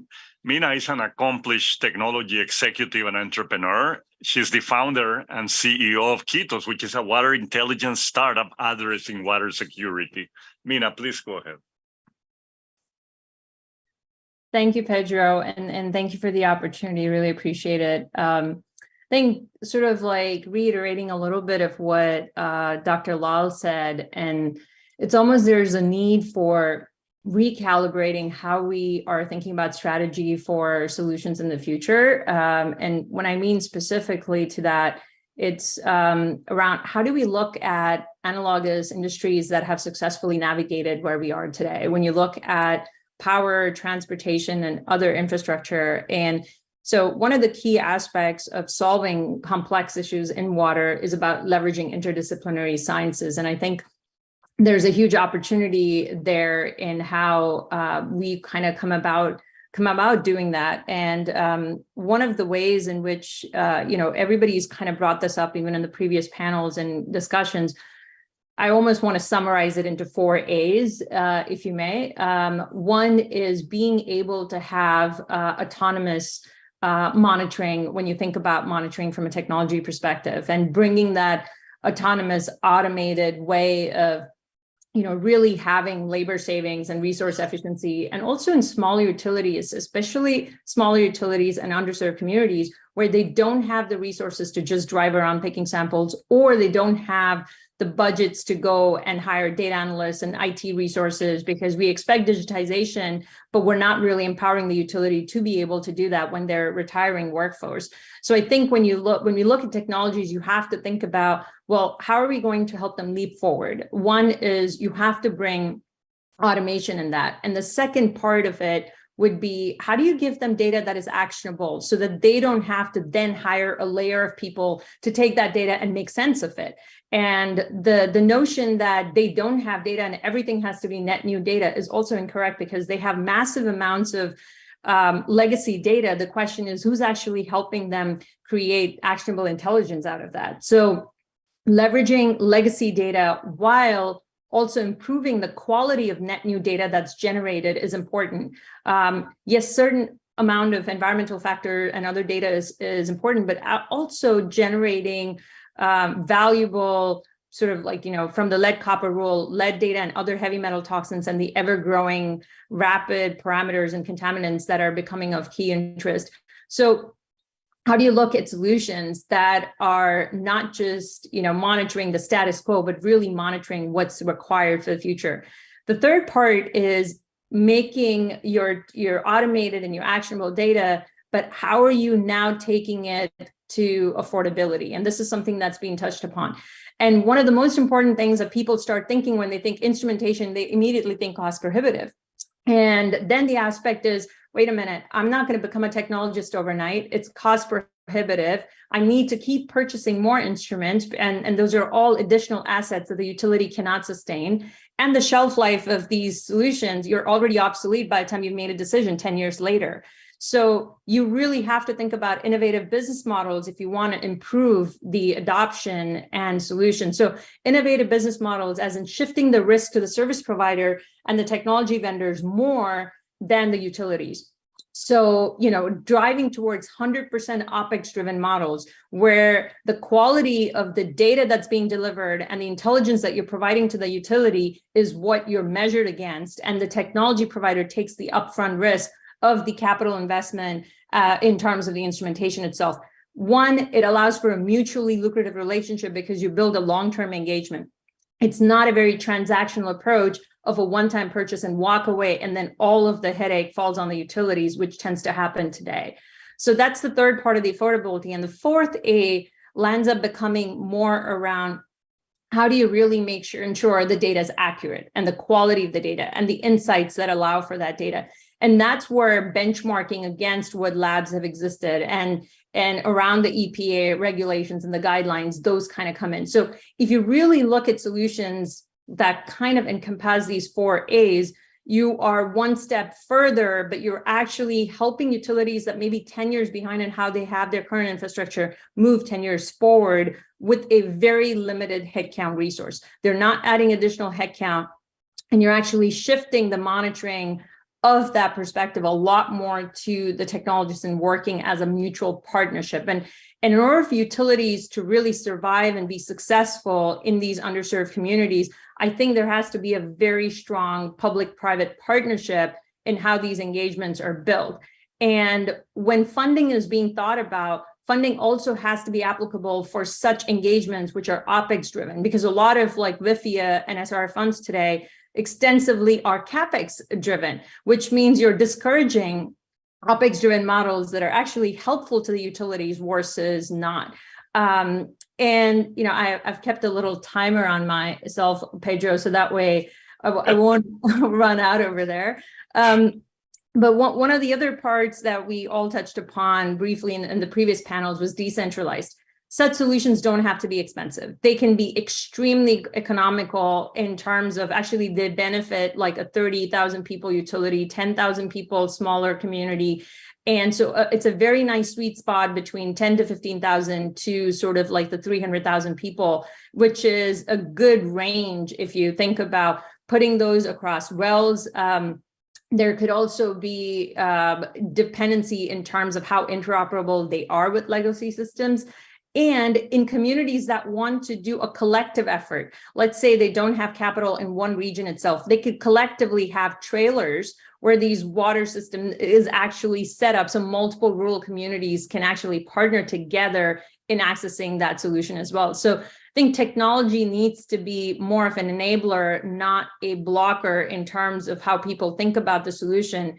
If we can design around economics as well as the social conditions, but making them decentralized and keeping the focus that the business model does not have to remain the status quo of how it has been for 25 years. With that, I'll pause, Pedro, because I'm sure there's lots of interesting stuff to talk about. I would just encourage people to, I know that's one of the pieces that didn't come up on the topic was lead and copper rule a lot for lead infrastructure mapping. But again, that's something we're all going to have to tackle pretty soon. And I think there is a lot of opportunity in how that can also be done in a very targeted manner. So people don't have to spend $100 million or three north of that to essentially swap out the entire infrastructure. So happy to answer questions when we're ready for that. Thank you. Thank you very much and for that valuable insight. And last but not least, we have Carl Linden, who is actually joining us in person. Carl, as you know, is a professor at the University of Colorado and a foremost leader in advanced water treatment. He's the 2020 Clark Prize Laureate for excellence in research in water science and technology. Carl, please take it. Thank you, Pedro.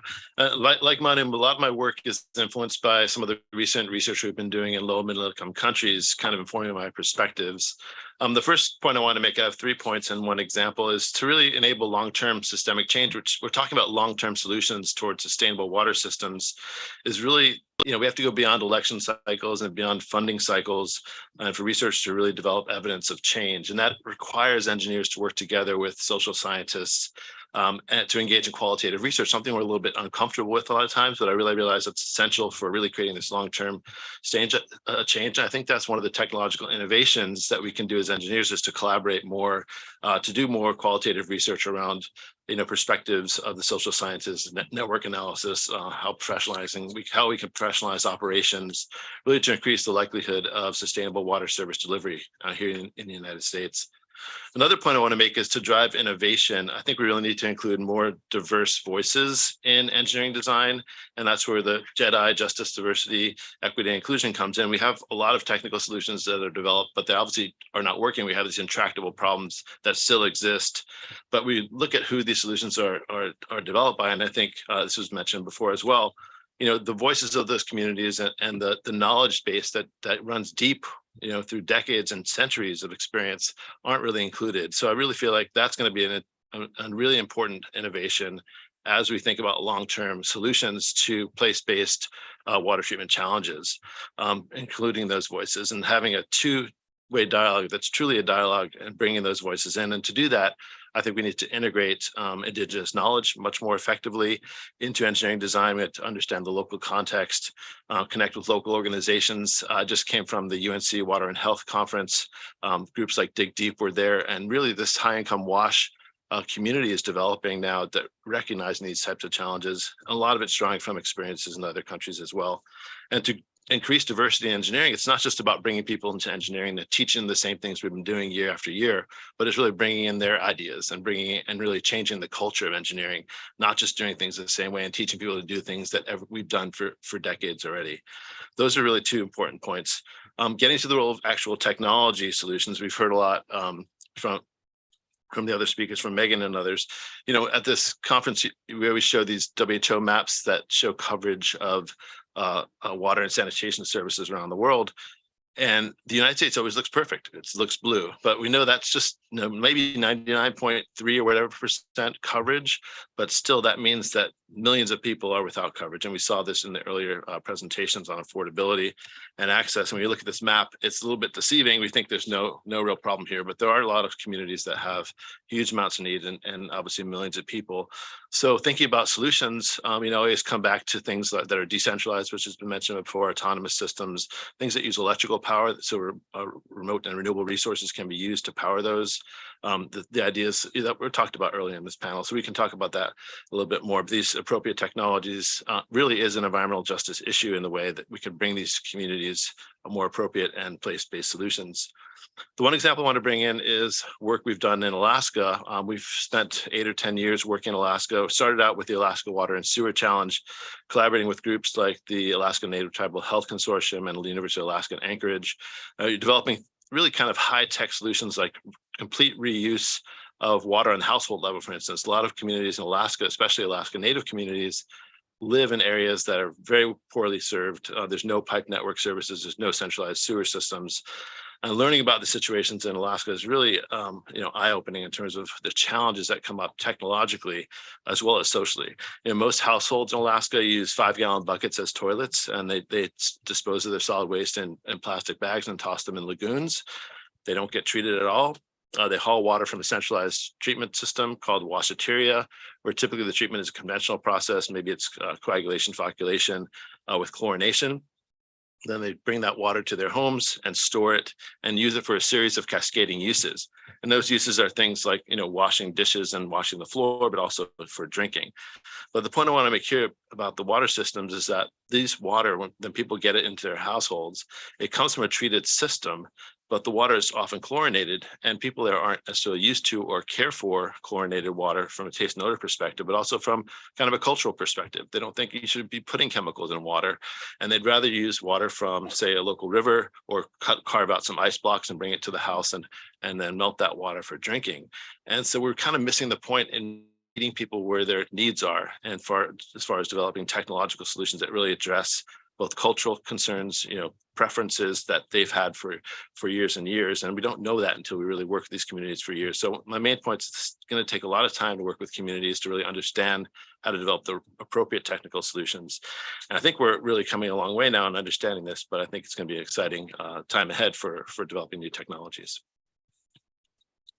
Thank you very much, Carl. Well, we have some great comments, a general positive outlook that technology can certainly enhance performance from the point of view of making this distributed system more autonomous when they are well sensed, more agile, I guess.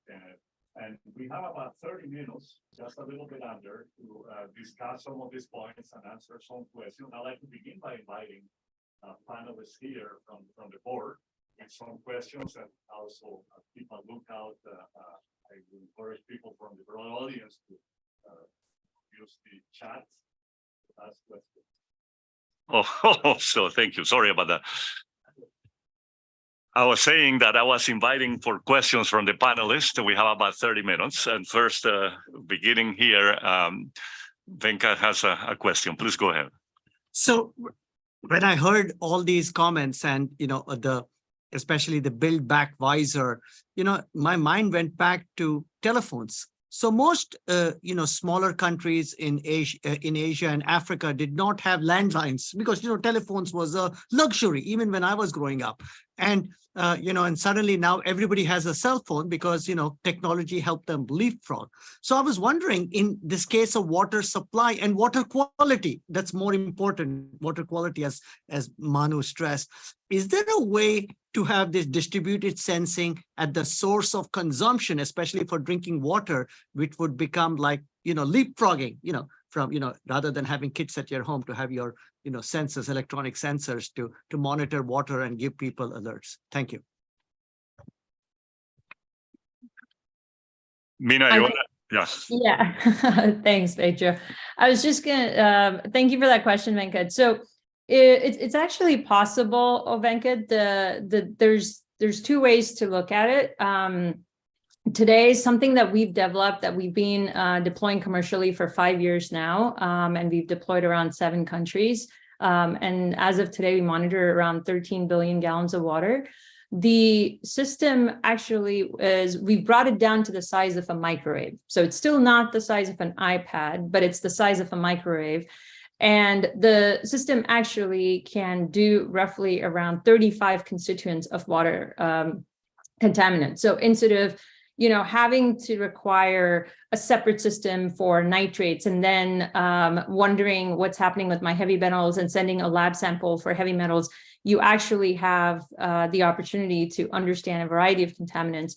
And I think the biggest problem that we noticed when we were looking at B2C versus B2B, because our end users today are more on the effluent discharge, the core operations and source control and groundwater, what we realized is the variance of the water quality is not as high in an actual end user home setting compared to the variance that you would see in agriculture and industrial and municipality customers. So what ends up happening is that the price to actually deploying something that is not very economical for what you're looking for. And so you would have to take a subset of the constituents and say, maybe there are 4 things that are most important, like chromium, chromium 6 and lead and copper, and then maybe like a few things that are really important from a drinking water perspective at a home level at the end residential.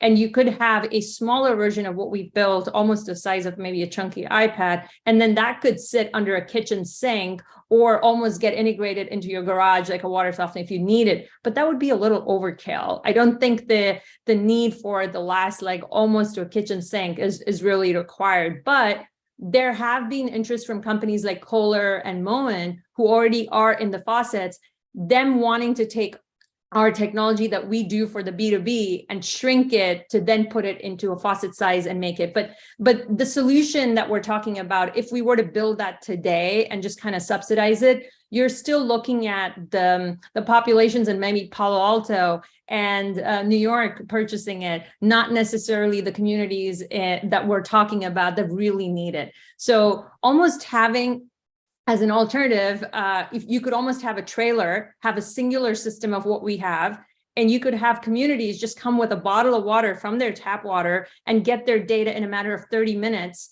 And that would last them for that month. And even if they did that once a month, that is good enough for them to know that their quality of water is acceptable and be more proactive and have a singular public dashboard for their community that shows them just a red, yellow, orange, green indicator, because they don't need to know if their water is 15 parts per billion lead or what are they going to do with that level of granularity. So just, I'll pause at that, but thank you.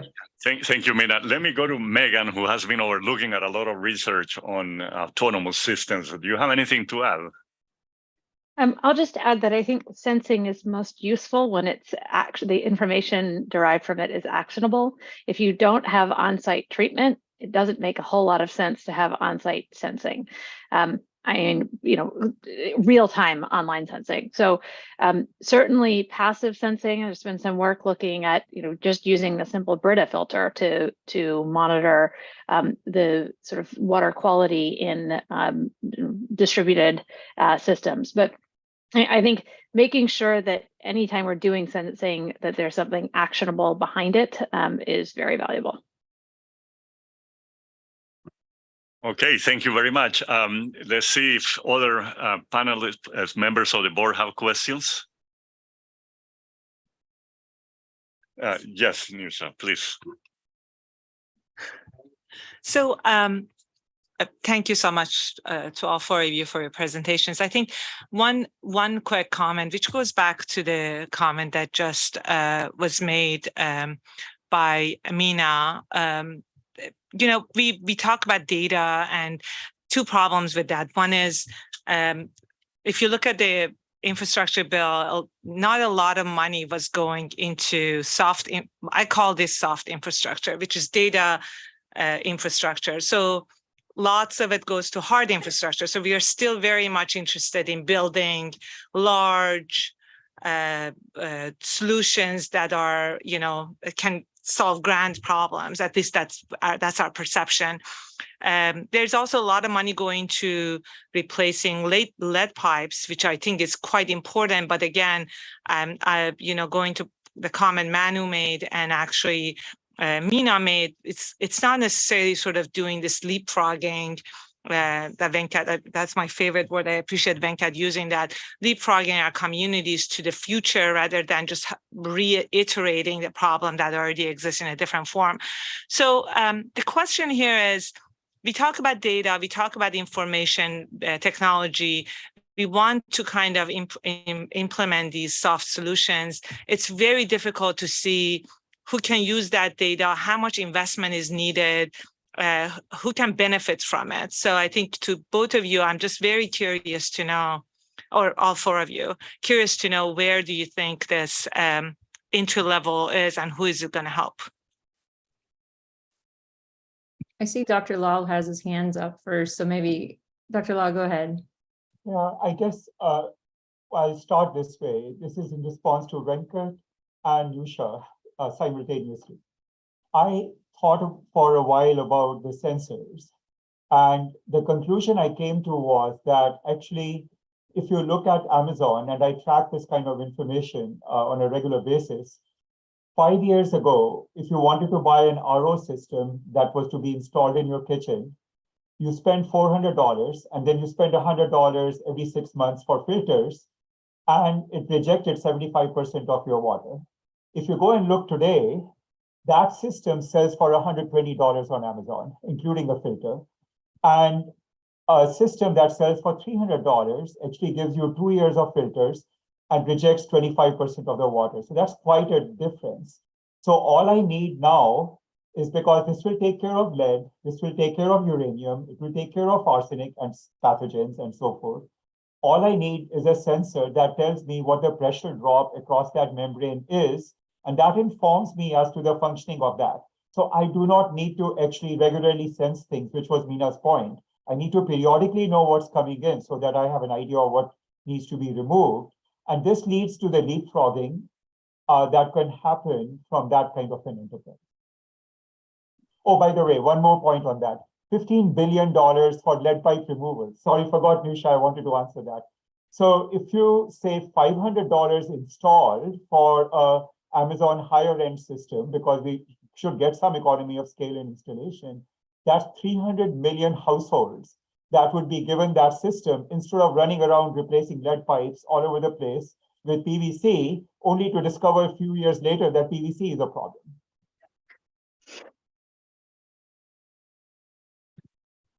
Anybody else wants to add something quickly? The one other thing I'd add is that we certainly see a lot of opportunity for actual operators of centralized systems to also make really great use of data.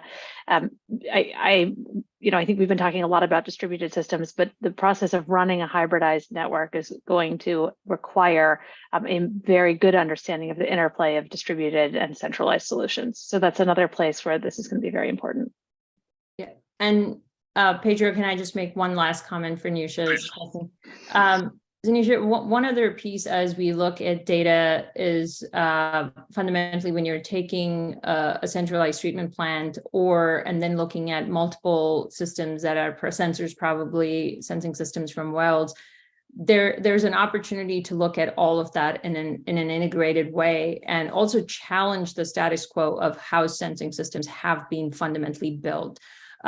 Sensing systems do not make their data interchangeable for contaminants. And what I mean by that is when you purchase a chlorine analyzer, you're stuck with that chlorine analyzer. Let's say that utility has a problem with nitrates in 6 months. They have to go purchase a net new nitrates analyzer. That chlorine analyzer cannot now operate as a nitrate analyzer.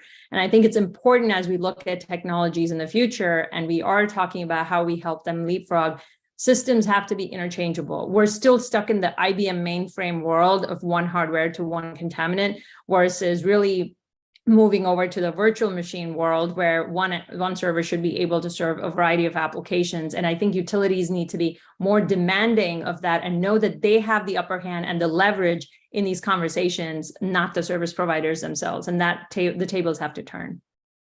Can I add one more thing on that, Mina, which is that I think that the one hardware, one contaminant mode is very, very problematic.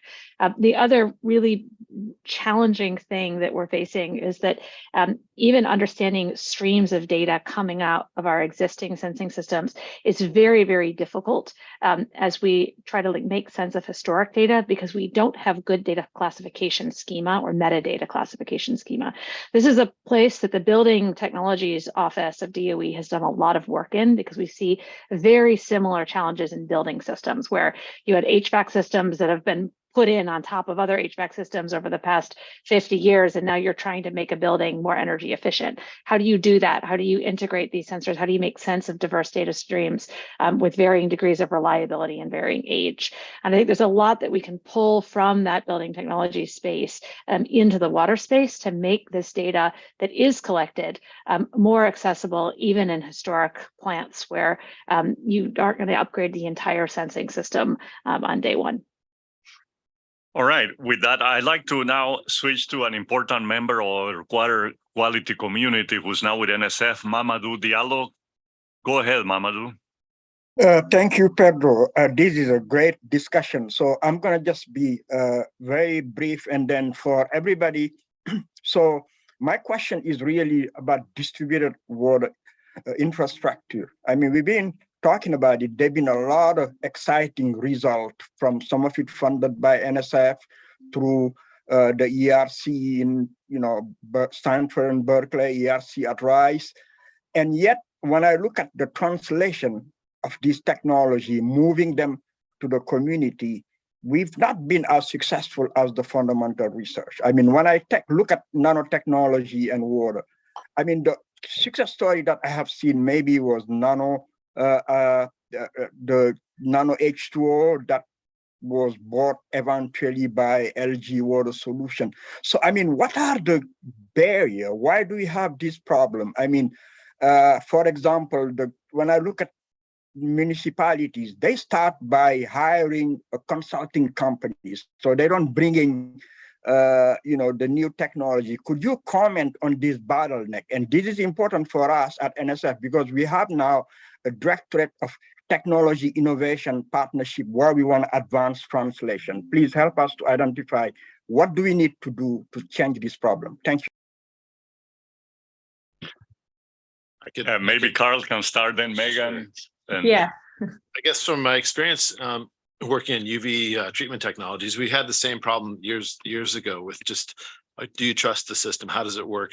Recognizing that the regulators who are going to gatekeep these types of systems from getting into communities don't know about them. We need to do a better job at educating them, and we need to have better demonstration. We need to educate the consulting engineers, as you mentioned, to understand that they can actually spec these systems out. And I think you need to get over certain technology hump to get this, in a demonstration mode, in a piloting and a demonstration mode before we can see that adoption. And we saw that with UV. And today, obviously, I mean, I'd like to challenge anyone to try to introduce chlorination as a new technology today. And would that get accepted anywhere in the United States as a primary treatment technology? We just have such higher standards and we know so much more about the challenges and also the dangers of integrating technology from byproducts and things like that. You saw earlier, most of the violations in small systems are from things that we did. We put treatment in, and those cause the violations, such as DBPs. We need to be careful about those things, and it's going to take, it takes a lot of stakeholder understanding and institutional kind of, development and work to get these things accepted. Thank you. Mamadou, I think there's a couple of things I'd like to add to that. Oh, I'm sorry. The first is that we actually are starting to see the adoption of small scale systems, especially in industrial applications. And I think that we are likely to continue to see a huge growth in industrial scale water reuse in oil and gas, water reuse in the mining industry, et cetera, where the financial logic of building out infrastructure does not make sense. And there's a clear value add of small scale distributed systems. I think that the other thing that is sort of just an unfortunate reality is that making a small scale distributed system actually work involves many different pieces of technology working together very effectively. So you don't just need automation, you also need cost-effective modular manufacturing of the small scale systems to make them affordable, right? You need to deal with the brine on RO. If you're only recovering 75% of it, what are you doing with the other 25%? You need a solution to that. You need a solution for removing the trace contaminants that are going to make it through the RO, et cetera, et cetera. So I think there's actually several different solutions that need to come together.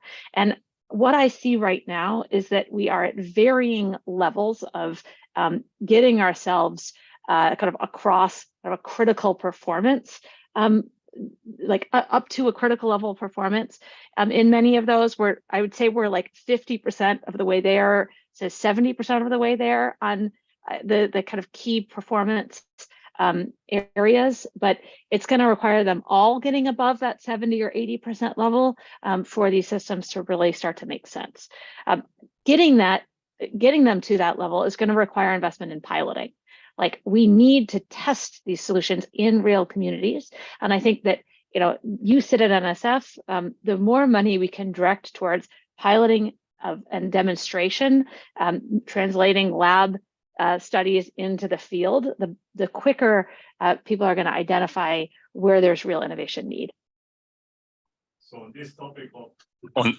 this topic of potential barriers to innovation and deployment of advanced technologies and materials in underserved populations, does anybody else, Mina or Manu, have any additional comments? Barriers, again, is the focus.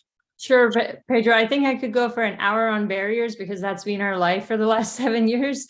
But I'll say a couple of quick comments.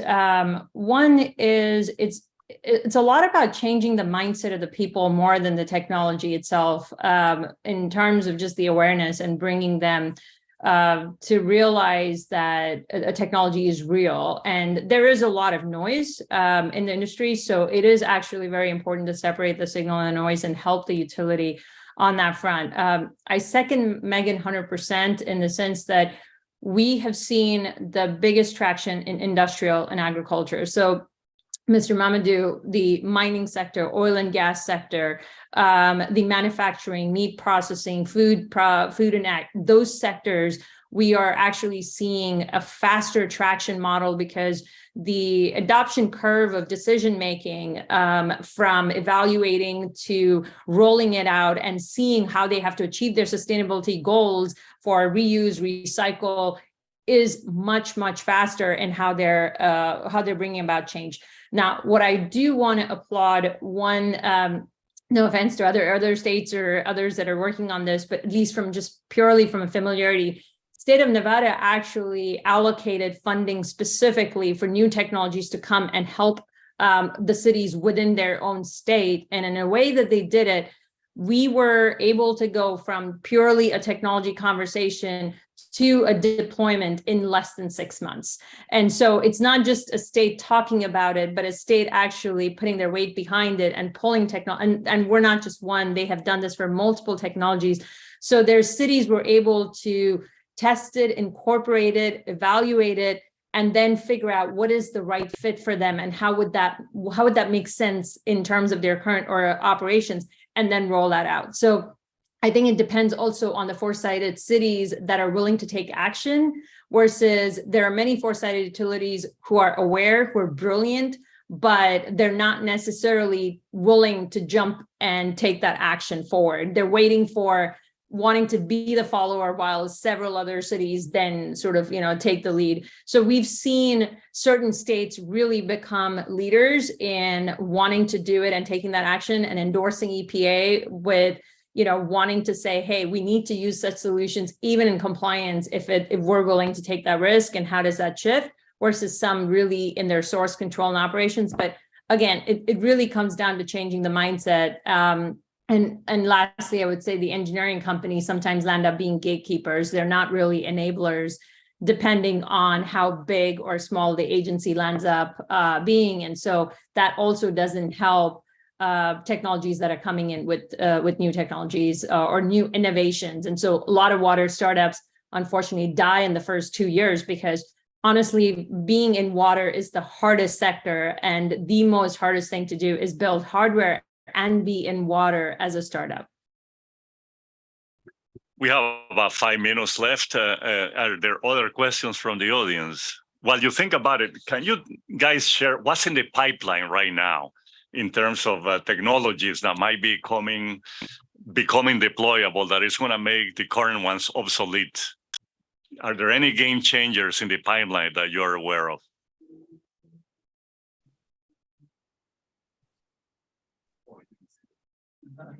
Pedro, there are many questions. So there's, I think, Bridget and Darren. Yeah. Bridget, please go ahead. Sorry. Yeah, I'm very interested in this technology aspect, and many have been talking about point of use treatment in only dealing with the drinking water and the water used for cooking. So I think this would address issues with domestic water use and community water systems. So I think that would be really helpful. But the comment I often get is that they think disadvantaged communities would not be able to afford it or even manage those things in their homes. What are your thoughts on that? I mean, anybody? Richard, I think there might be competing viewpoints there, but I do believe that if found the right technology and the combination of the business innovation model, it's absolutely possible. We're actually working with the community in Alabama right now that was heavily affected based on some neighboring consent decrees, and there's multiple ways to get funding and help that utility, and also source other avenues. So I think the norm of all technologies are too expensive or too cumbersome, it does not hold true anymore. I think it's just a matter of finding the right fit for each of the utility, as it's not one size fits all. Well, I was talking about the crossover between domestic supply, like under the sink units and things like that, you know, getting and using that would cover both domestic supplies and then also maybe apply to small community water systems under the sink type units. I think that the under the sink is the one I would say that we're still a little ways off to get it to the price point without major government federal subsidies. It might work for smaller communities, but not probably under the sink for a home. And I would argue it's not necessarily great to leave the monitoring up to the individual households. You need to have some kind of understanding of monitoring and maybe some centralized, maybe with censoring. Yeah, good point. Let me go to Darren also, please.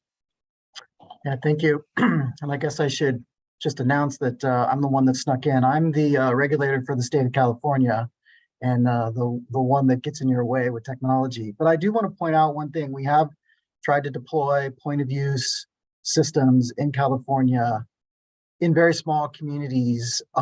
We find that if it's more than 50 connections, it's near impossible to get all of the community to adopt it. Getting into people's houses is an incredibly difficult thing. And so I guess to those of you that are developing future technology, you're going to have to figure out a way to break down that barrier, because that is more important than the technology you bring forward. It's really our struggle with bringing that type of system forward.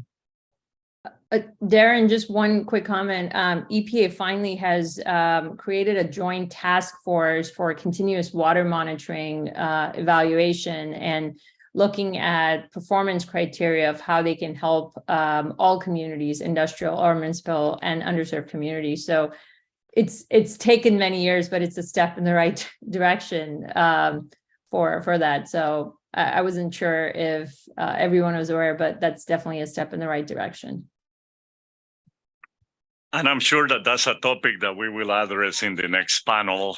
Amber, for example, has been looking at this issue more deeply. But would anybody else on this panel like to comment on this, on the issue of acceptance and dissemination? This isn't so much about acceptance and dissemination, but I think that there are also some externalities of turning to a fully distributed model that need to be brought into the conversation. And one of those is how you manage kind of the life cycle material flows of these systems. We should not underappreciate you've got sorbent disposal, you've got RO membrane disposal, et cetera. And these actually end up being pretty substantial streams that I think there are places like if there's bulk contaminants, it makes sense to centralize things. I think there are places where it makes sense to decentralize things, and those are largely in source water protection for kind of these hybrid systems, and in places where you're doing some degree of distributed treatment before sending it into a more centralized treatment system. So again, I want to emphasize that I see a real pathway for distributed systems to intersect and enhance centralized systems, not to wholesale replace them. I'd like to add, Megan, that we need better models for maintenance of distributed systems. We can't just put them all out there without knowing how we're going to keep them up, as well as train people to take care of them. And we learned this, the hard way in a lot of work internationally. A lot of systems just die off and they're just left for junk, as you mentioned, the materials flow. So we need a professionalized maintenance approach. Well, we almost ran out of time, but I do want to give a chance for a quick comment for Marley Chevalier, who has raised his hand. A few years ago, I went to visit Alabama Power, and I was going to visit their central control system. And we walked into a conference room, and they opened a laptop, and there they could monitor the entire power grid in Alabama of all of the distributed, all of the facilities. And now I don't know if Alabama is the most advanced. I'm not going to disparage Alabama at all. I was very impressed. But my point is around, and I thought Megan was going to go more there. In our previous session, we talked about the value of consolidation and regionalization, and yet I'll tell you, I'm disappointed that we jumped into the individual treatment units. There's certainly a role there, but I think for the larger water community, developing this technology so that we could have a kind of an Alabama Power overview of, if you could flip open a laptop and see every water utility in your state and understand how they're operating and how efficiency, what's the quality of the water, and that oversight.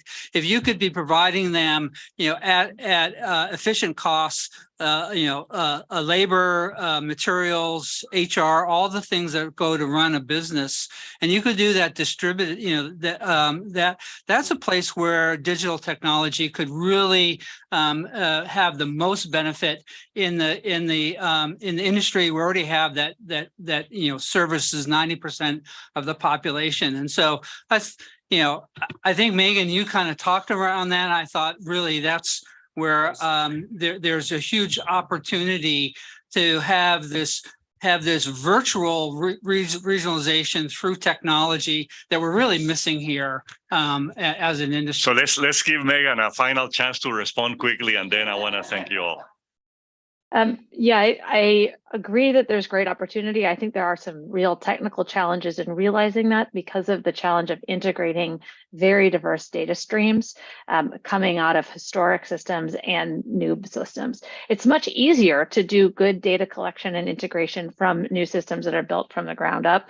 It's hard to do that when we're looking at old systems.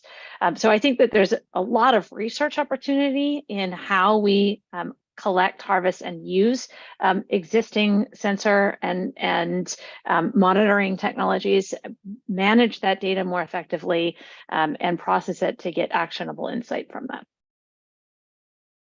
All right, with that, I want to thank you. With that, I would like to thank all the panelists and the audience for this very exciting discussion, and I'll go back to Deborah for instructions. We're going to have a break. Oh, yeah. So now we have a 20-minute break. Bye-bye.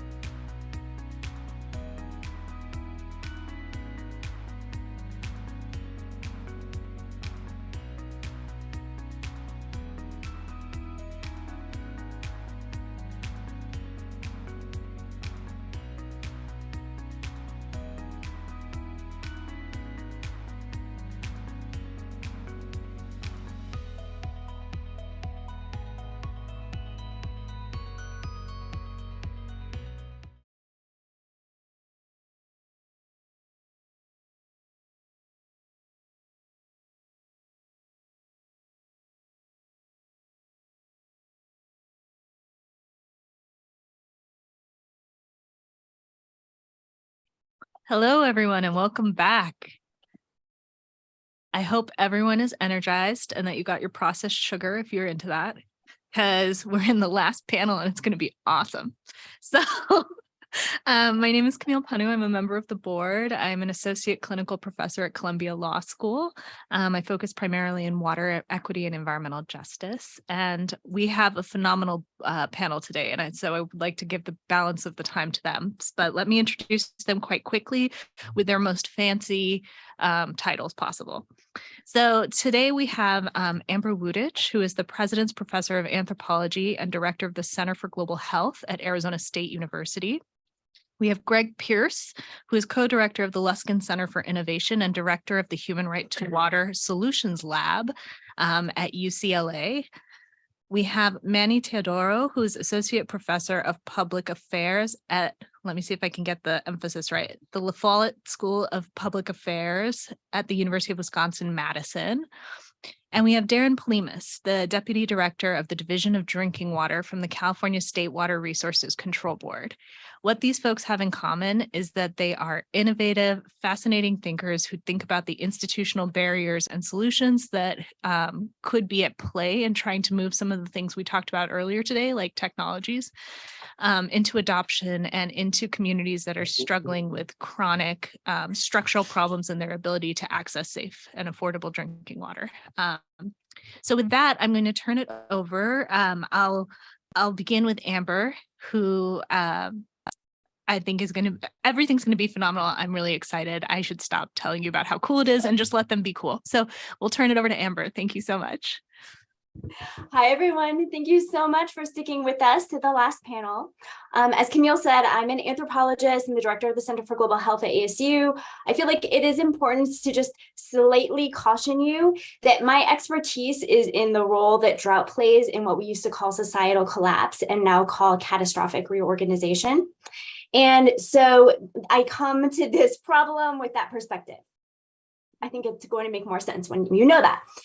So what we know about historical human responses to drought and climate change is that human responses tend to follow across two patterns: migration and changing exchange patterns.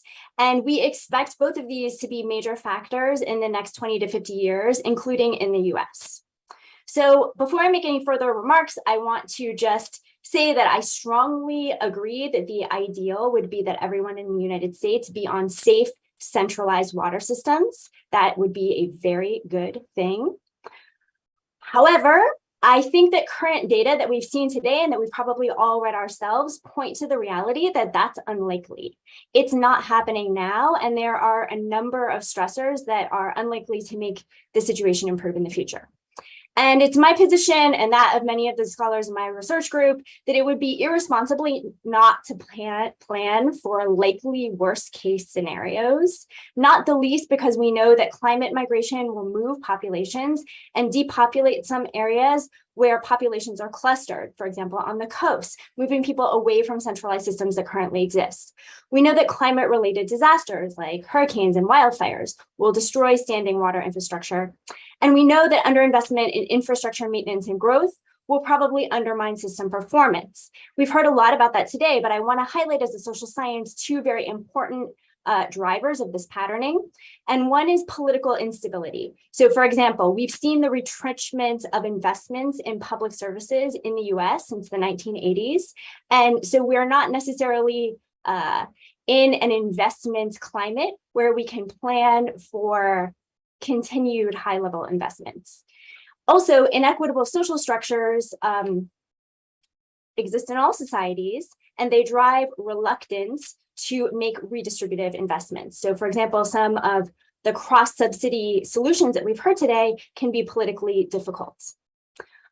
So I think that while working to get 100% coverage, we also need to be planning for hybrid systems, assuming that we will continue to fail in the pattern ways we've already talked about today, and in ways that will disproportionately impact minoritized and low-income communities. One element that we haven't heard a lot about, but I think is quite important, is that people in the US right now that are being failed in these ways are predominantly relying on bottled water. for drinking and cooking. And so Manny Teodoro has just written a book on this, so I will kick a more thorough reflection on this topic to Manny, but it's a really, really important thing that I'll come back to briefly in a second.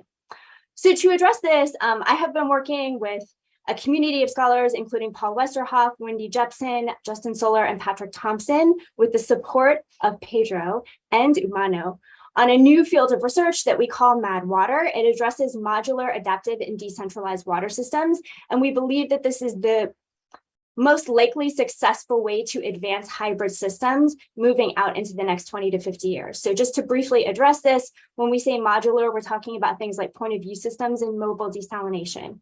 When we say adaptive, we're talking about things like self-organized exchange networks, whether these are informal markets or redistributive small-scale networks. And when we say decentralized, we're talking about things like rainwater collection and wastewater reuse. So some of these should be very familiar from the conversations we've had today. We believe the biggest challenge in how to advance these hybrid systems for this sort of medium future range that we're talking about is how to combine the engineered and social infrastructure. So this is something that I think that Mamadou Diallo pointed to in his comments and is the biggest challenge for theorizing this forward. My own understanding of this is when I was invited to Pedro Alvarez's advisory board for his NSF Newt Center, I had the pleasure of sitting with engineers and was shocked to learn how advanced their engineering knowledge of how to address these problems was. And I, for the first time, learned the TRL system in terms of bringing basic science to market, and understood that basically once these technologies are brought to market, social scientists had not provided a groundwork of how to theorize their impact on society, right? So it was a very stark realization that my people were failing on the ground to provide, the theorization of what happens past the inventions and meeting the market. So I think on the social science side, we need to offer a lot more guidance on how to integrate hybrid formal and informal, centralized and distributed systems, as Megan mentioned. And this is where our MAD water work is beginning to advance some theory. So to sum up and to echo Carl, and I'm so grateful that he's already laid the groundwork here, it's important to remember that if people are not dead, they've already solved water supply problems on some level, usually with informal systems. And we need to build a future that better learns from the solutions they've provided. The solutions that are being advanced currently are predominantly formal and largely do not reflect and do not leverage the expertise and experience of those who survived and failed water systems. A key dimension of this is trustworthiness, and I think we've had some acknowledgement of the loss of trust in the current systems, which is again evidenced by the consumption of bottled water. But some of the solutions I want to highlight are, for example, in Bolivia, after the water war, informal water vendors, who are called pirate vendors, have been able to self-organize in ways that deliver distributive justice, even though they are not formally regulated. Another example is Dr. Anais Roque's work in Puerto Rico after Hurricane Maria. The communities self-organized redistributive exchange networks to ensure that people in their communities had a basic survival allotment of water. What we don't know is what is the optimal combination of informal and formal water systems for maximally effective hybridity, and also what the long-term sustainability implications of this are. So this is a huge research agenda for transdisciplinary and convergent science, just starting with some NSF support now, which I believe we need to advance in order to confront the challenges of the next 20 to 50 years. Thank you, Amber. I've written so much. Okay, so with that, we're going to bounce, I think, to Greg, if that's okay. Greg, are you ready to go? I'm ready to go, and I've dramatically reworked my comments based on what everyone else has said, so hope this goes well. I have 5 quick points, and yeah, I just want to echo, I can't even name drop all the people who already touched on some of the basic points I wanted to make. The first point I'll make is, I think echoing Nusha and others, that we do need more household level data, and we need some of the bureaus, Census Bureau namely, maybe the USGS, in addition to the US EPA, to step up to help us collect more data, particularly on those who are not connected into centralized systems, both on the drinking water and if we're adding the wastewater side, which I'd like to see. And we're well behind other countries, especially, the UN WHO global effort on WASH in that respect. The second point I just have to note, I think I'm contractually obligated to note, there's been a lot of discussion. This is an institutions panel. There's been a lot of discussion about city or municipal systems, and then mention of investor-owned utility systems. Those are the two most important types and the ones we should be talking about most. But there's other major governance types that run water systems, particularly special districts, mutual water companies if you're out west, and then all smaller, more niche types like mobile home parks, and then just a huge diversity. Camille can speak to it. I think she identified with co-authors 30+ governance systems. Running water, running different water systems in California, you really have to address at least the 5 or 6 major types and then get to the 30+ if you want to do things like consolidate systems. That brings me to my third point, which a bunch of folks have talked to. Amber just talked about decentralized systems. I think Manny will touch more on centralization. We need to do both of those things at the same time. We need to be realistic, especially on the limits of physical consolidation as a solution. I think we found in California, working with Darren et al., that only 30% of small underperforming systems could possibly be physically consolidated with larger, higher performing systems. That doesn't even get to overcoming institutional barriers in that space.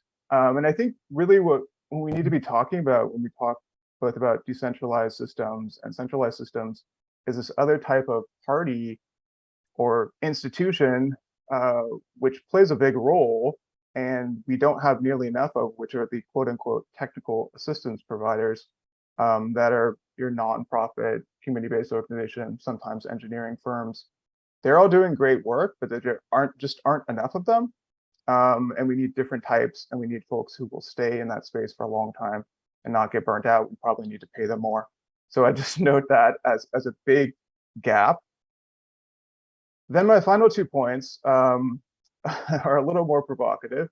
The first is that I think we're absolutely kidding ourselves if we keep adding emerging contaminants to our primary contaminant list and say that we're going to be able to address the first order concerns, which I think should be around the systems that are endemically violating the top of the primary list standards, the serious violators, as a previous speaker noted, or even the intransigent systems.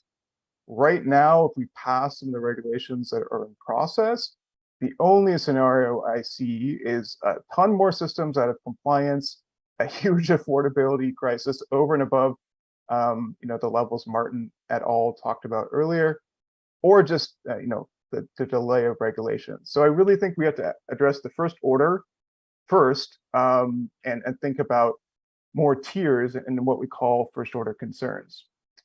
The last point I'll make is just to sort of echo the last panel, that we need to invest more, and this really has to come at the federal level, in basic R&D, in lowering cost for solutions, not just R&D in addressing emerging contaminants and helping especially arid regions get water supplies where they're running out of them, which are absolutely important, but lower costs that are deployable, that regulators can approve and that communities can work with. I think a lot of the folks on this call or in the room are doing great work here, but we just need to see an order of magnitude higher to address the crisis we're in. With that, I'll stop and turn it back over to Camille. Thank you, Greg. All right, we're going to bounce to Manny, who, in case you missed it, book out. All right, go ahead, Manny. Over to me now? Yeah, good. And you pronounced La Follette correctly, so congratulations on that. I'm really glad that the Academy is taking up this topic, and I apologize if some of my remarks are duplicative. I've been in and out of the video and audio all day as I've had opportunities. Look, the problems that the American water sector faces are really not fundamentally environmental or technical, and I think that we see that from some of the earlier stuff today, that the environmental hazards are pretty well known, even as emerging contaminants emerge. We're pretty good at developing ways to fix those problems. The challenges that we face really are fundamentally social. Some of Greg's remarks just a moment ago really resonated with me because, yeah, we need to take care of new contaminants, but at some level, it's about the main breaks, right? It's the low tech stuff that we're getting wrong in a lot of cases. Our water systems struggle and they fail not because of technological problems or new contaminants, but they're organizational, they're economic, they're political factors. It's a fundamentally social problem that we face, and that is actually good news. Because if our problems are mainly social, then it means that we can solve those problems with better institutions, which is the theme of this panel. And so my great hope as we come out of this moment when Congress is paying attention to these issues, got this Bipartisan Infrastructure Act, my great hope is that funding and that attention is going to give leaders an opportunity, will give leaders the opportunity and the license to repair the broken institutions along with the broken infrastructure. My great fear is that we've got a little bit of a new wine into old wineskin problems. That is, Congress has given us a 5-year time frame to spend all of this money. And my worry is that if we don't fix institutions, we're going to end up perpetuating problems, and we'll be right back here talking about this stuff in just a few years. So sustainable institutions have to give water systems two things. Number one, capacity to succeed. And number two, incentives to succeed. For capacity, I'm going to take just a couple minutes to talk about each of those. For capacity, the answer is very clear. We need sweeping consolidation of the water sector. We need sweeping consolidation of the water sector. It is difficult to overstate that. Consolidation will not solve all of our problems, but nothing else we do will be sustainable if we don't consolidate. And Greg just made a remark about the physical consolidation, but I want to touch on a theme that emerged earlier today in the session on affordability, and that is that operations and maintenance are the huge cost drivers for utilities in the U.S. That is true generally, but it is especially true for small systems. It's almost all encompassing. I'm going to give you some numbers to give you some order of magnitude on it. Here in Wisconsin, a small system that serves 100 customers spends about $6 per 1,000 gallons on operations and maintenance. But for a system that serves 20,000 customers, that's not huge, but it's a population of maybe 50 or 60,000. For that system, that 20,000 customer system, operations maintenance drops to about $2 per 1,000 gallons, $6 per 1,000 versus $2 per 1,000 gallons. Administrative costs alone, put aside maintenance, just administration, stuff like filling out forms, permitting, planning, finance, billing, all of that stuff that's just the back office operations of a utility. A system that serves 100 customers will spend about $100 per customer per year just on administration. Compared to a utility that serves 20,000 customers, that number drops to about $25 per customer per year. So the same kinds of capacity problems occur in these small systems. They occur in larger systems that have shrinking customer bases that we heard about earlier on. No matter which way you slice it, a larger, more diversified customer base provides significant financial stability and organizational capacity to operate effectively. Bigger is just better. And I want to emphasize that consolidation doesn't just mean physical consolidation. A single utility can operate multiple systems that are physically discrete. They might be physically miles and miles away from each other. And in fact, there's a lot of utilities that operate in that way. So the most important thing for long-term institutional sustainability isn't physical consolidation, it's organizational consolidation. And there are virtually infinite ways to do that. Organizational models come in a lot of flavors, but they boil down to, it can get very complicated and confusing, but it really boils down to 3 models, maybe 4, depending on how you want to slice it. One is a merger, where a large system takes over a smaller system. That's going to be usually next door or geographically proximate. 2 is going to be a regionalization, where several utilities merge together to form a new organization. So it's not a big one taking over a small one, it's multiple organizations coming together, starting a new organization with its own management and governing board. And then the 3rd is privatization. And privatization, that's where private owner takes over and operates multiple water utilities. And we normally think of that as an investor-owned firm, but there are also nonprofit or cooperative models of privatization as well. So that's why I said 3, maybe 4 models, depending on how you want to look at it. I want to emphasize, in almost any other sector of the economy, that consolidation would have happened already. The reason it hasn't happened in the United States for the water sector is that in the US, our water sector, our utilities are overwhelmingly government owned and operated. 85% of Americans get their water service from a government. So the decision to consolidate or not consolidate is not about efficiency, it's about political power. And unlike technology, politics is a zero-sum game. In order for one organization to get more power, another one has to lose. And so that brings us to the second big thing. I'll talk less about this. So the first big thing is capacity. The second thing is incentives. Each of the models that I just mentioned presents different incentives for its leaders. And we can get into all of those, but the main thing to know is that every institution presents incentives and constraints for its leaders. So what we need to ask is, does the institution reward good decisions? Does it punish bad decisions? And now, thanks to existing research, we know a little bit about different governance models for water. We don't know nearly enough, but we do know a little bit. One is municipal governments are highly responsive to voters. That leads them to tend to do things like defer maintenance and infrastructure investment, which keeps prices low, but it also risks long-term health, environmental quality, and sustainability. Special district governments seem to do a little bit better with spending on investments at somewhat higher prices. Investor-owned utilities are very responsive to shareholders and regulators, so they tend to invest more vigorously. They tend to have higher quality, higher environmental outcomes, but also significantly higher prices. We also, right now, we don't really know that much about nonprofit co-ops. I'm working on a study about that now. But the main thing is, no matter which way you slice it, great water systems cost money. And as Amber indicated, the alternative to high quality tap water is more expensive bottled water. That's empirically established. So the do nothing option is not costless. That's such an important thing to keep in mind. The do nothing option is not costless. It means that low income, predominantly minority customers are going to buy bottled water at orders of magnitude higher prices if we don't get our systems right. So, you know, when it comes to consolidation, we don't really know which models for sure work the best. There's never been a systemic, rigorous study of comparative analysis of different institutional models. There are lots of cases to study. This is a big, diverse country. The answer is probably that the best consolidation model is going to vary from place to place. All right. And then Darren. Hello. So as mentioned, I'm the drinking water administrator for California. And I guess my first comment today is glad that all the research is bearing out what we've learned through the School of Hard Knocks here in California and directly trying to deal with this issue. So just to give you a quick sketch, California has about 7,400 total public water systems. About 2,500 of those are community water systems. 70% of those have less than 1,000 connections and 50% have less than 500 connections.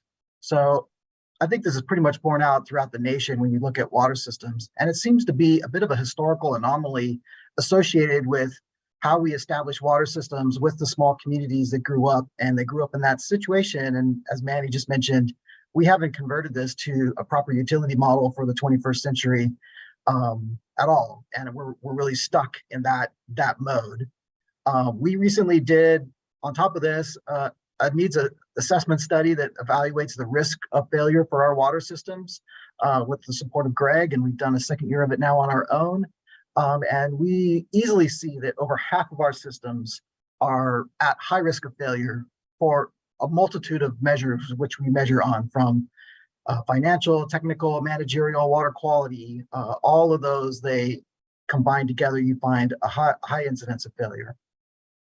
So I guess in my opinion, and through what I've been here at the state for, well, in the water side for over 30 years, and now I've had the opportunity to see many communities come back over and over again for infrastructure investment that they should still be viable and isn't.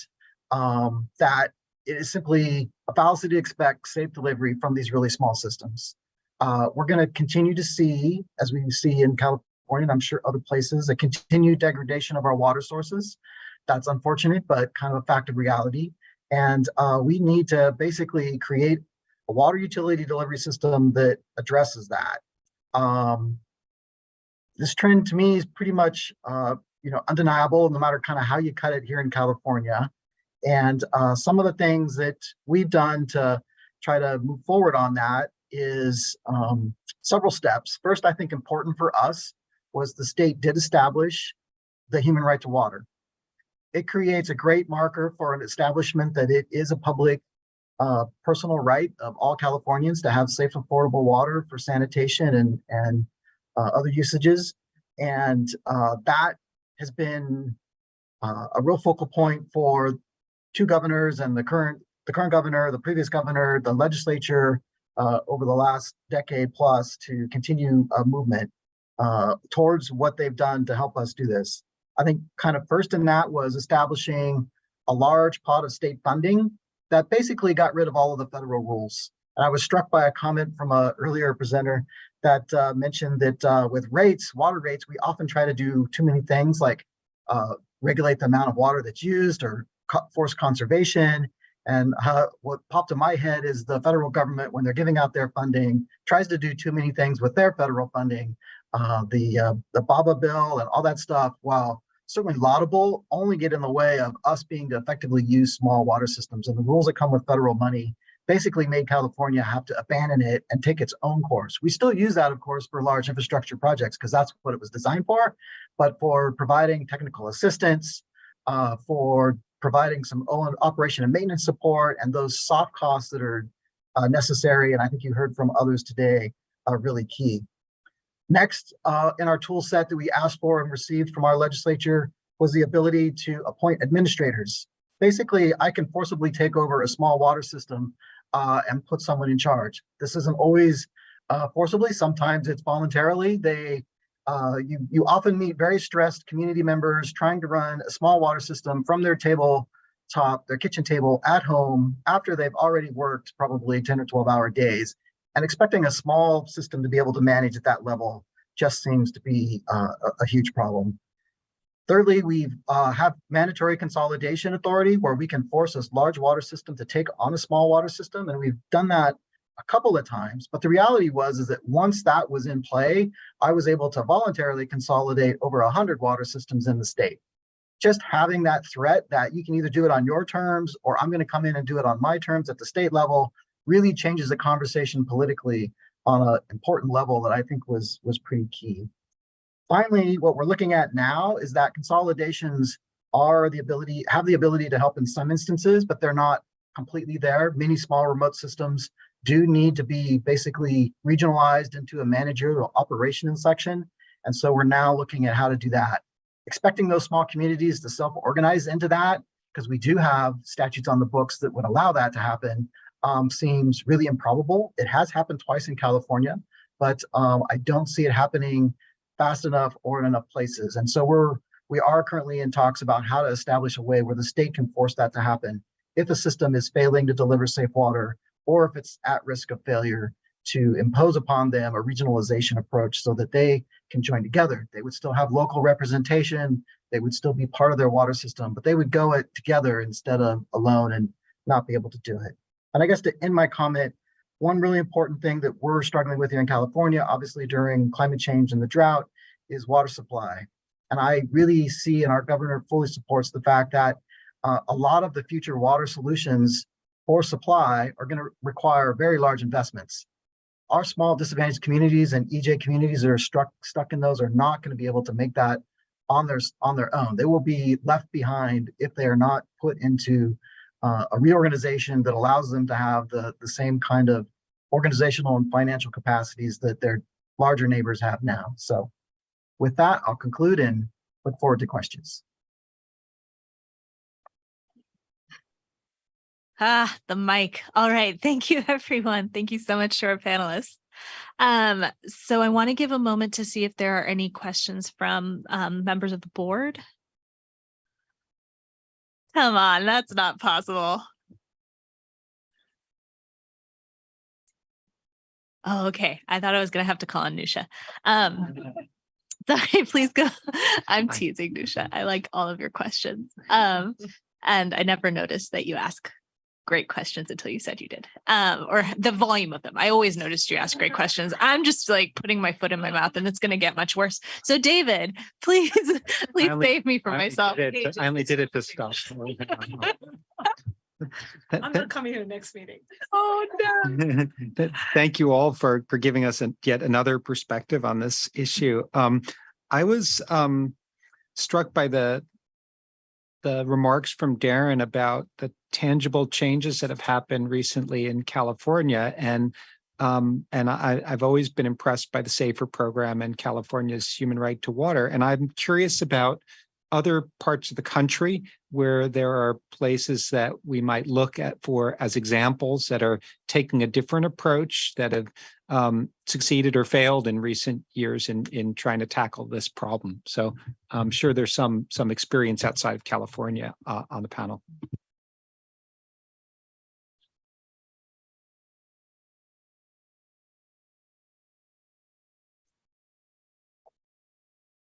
Well, speaking for my other state administrators, we just came from a national conference. I will say that that the conversation decidedly has changed from a couple years ago. I was really happy to hear that, you know, it's not just a few of us talking about consolidation and the plight of small water systems, and that it is becoming a national conversation amongst the drinking water regulators. I know there are states that are taking different approaches. I know New Mexico has some interesting approaches that they're trying for regionalization there. Some others, I don't know enough details to speak about them here, but they do certainly exist. Yeah, I can chime in on that too. I think this is universally, it's been universally recognized for a long time. Darren is right, though, that the conversation's changed.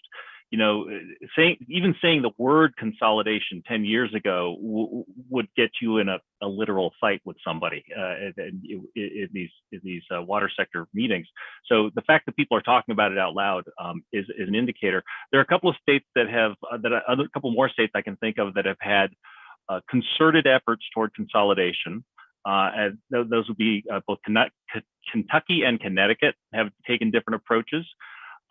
I'd say Connecticut, they've been a little bit more willing to use the stick. Kentucky's been a little bit more carrot, but some combination of carrots and sticks are always part of the story. In a lot of situations, there are serious legal or financial barriers to consolidation that have, you know, we have to work through those things. Here in Wisconsin, that's a challenge. Some of our local public finance rules make it very difficult or disadvantageous, expensive for utilities to consolidate, even though they know they should in some cases. So, you know, unfortunately, this is a hard one to make sweeping national prescriptions because the state regulatory and legal landscape varies so widely from one place to another. And I have to say, again, this is another place where we, you know, echoing one of Amber's themes, we don't know nearly enough. As social scientists, as people who study this stuff, there are lots and lots and lots of cases to study, but there's never been any systematic analysis to see what works and what doesn't. I primarily work with people who are not on drinking water systems at all. So I would say there are a couple of successes to look to there. So earlier, our speakers talked about ending water shutoffs for people who don't pay water bills. So for example, here in Phoenix, we have had a change in policy so that they slow down the water provided to households that are not paying the bills, but they don't shut them off. And that's been part of a wave of new policies to end shutoffs. And I think that's been quite successful at addressing severe water insecurity. I know many of us have worked with colonias on the US-Mexico border, and some of them through state and federal investments have reached a level of water security that they would no longer be redesignated as colonias if there were a process to designate. So those are other, you know, for communities that had no formalized water system, there are some successes. Excellent. So as predicted, the queue expanded substantially. So next in the list is Ruth. Yes, and thank you for the presentations. I found the whole discussion of consolidation really interesting. And I would like to know from Darren, are you talking primarily managerial administrative versus physical consolidation of systems? And also, if anyone on the panel knows whether the state rural water associations are playing a role in this and where they stand on it. Yeah, so our consolidation work to date has been largely physical, where we do connect a small system to a larger system. One of my favorite ones look like Jupiter and its moons, with a large water system surrounded by a host of small subdivisions that, as an anomaly of county permitting, allowed them to develop outside of city limits and outside of service, a direct utility water system. And it only made sense to hook them to the city next door. Some of them were surrounded on three sides, and we even have some that are all, completely a donut hole within a larger system. So those are obvious low-hanging fruit. I will say, though, that there is always a political resistance that we face whenever we're struggling with that. There's oftentimes some of these communities were forcibly pushed out of other communities, and I'm kind of sensitive both ways to pushing that small community back into the bigger community as well, as far as making sure they get representation and other things. So it gets complicated, but we are in the point of trying to explore managerial consolidation, where we can put together small failing systems, not physically connect them. But the reality is, and people often forget this, they're like, oh my God, they're 5 or 10 miles apart, or maybe even 30 miles apart. And I often remind my own staff that, to go 5 miles in LA can take 45 minutes to an hour, and you can get that 30 miles on a country road a heck of a lot faster with utility trucks. So, we got to really think about what the reality is when it comes to what a managerial system could do. And we really are working hard to try to explore that more and take advantage of that.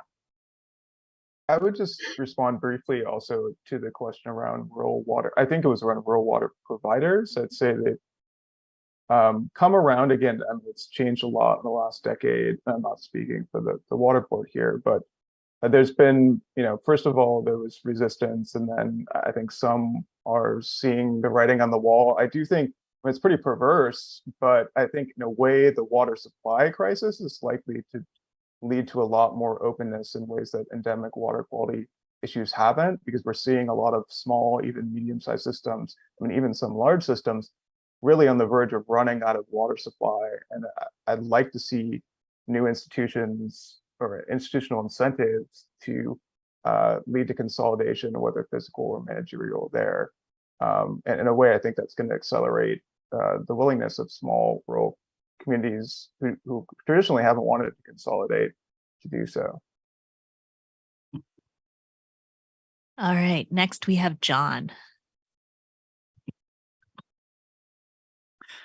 Thank you all for your presentations. I'm sitting here, just my brain's lighting up in all sorts of corners of it.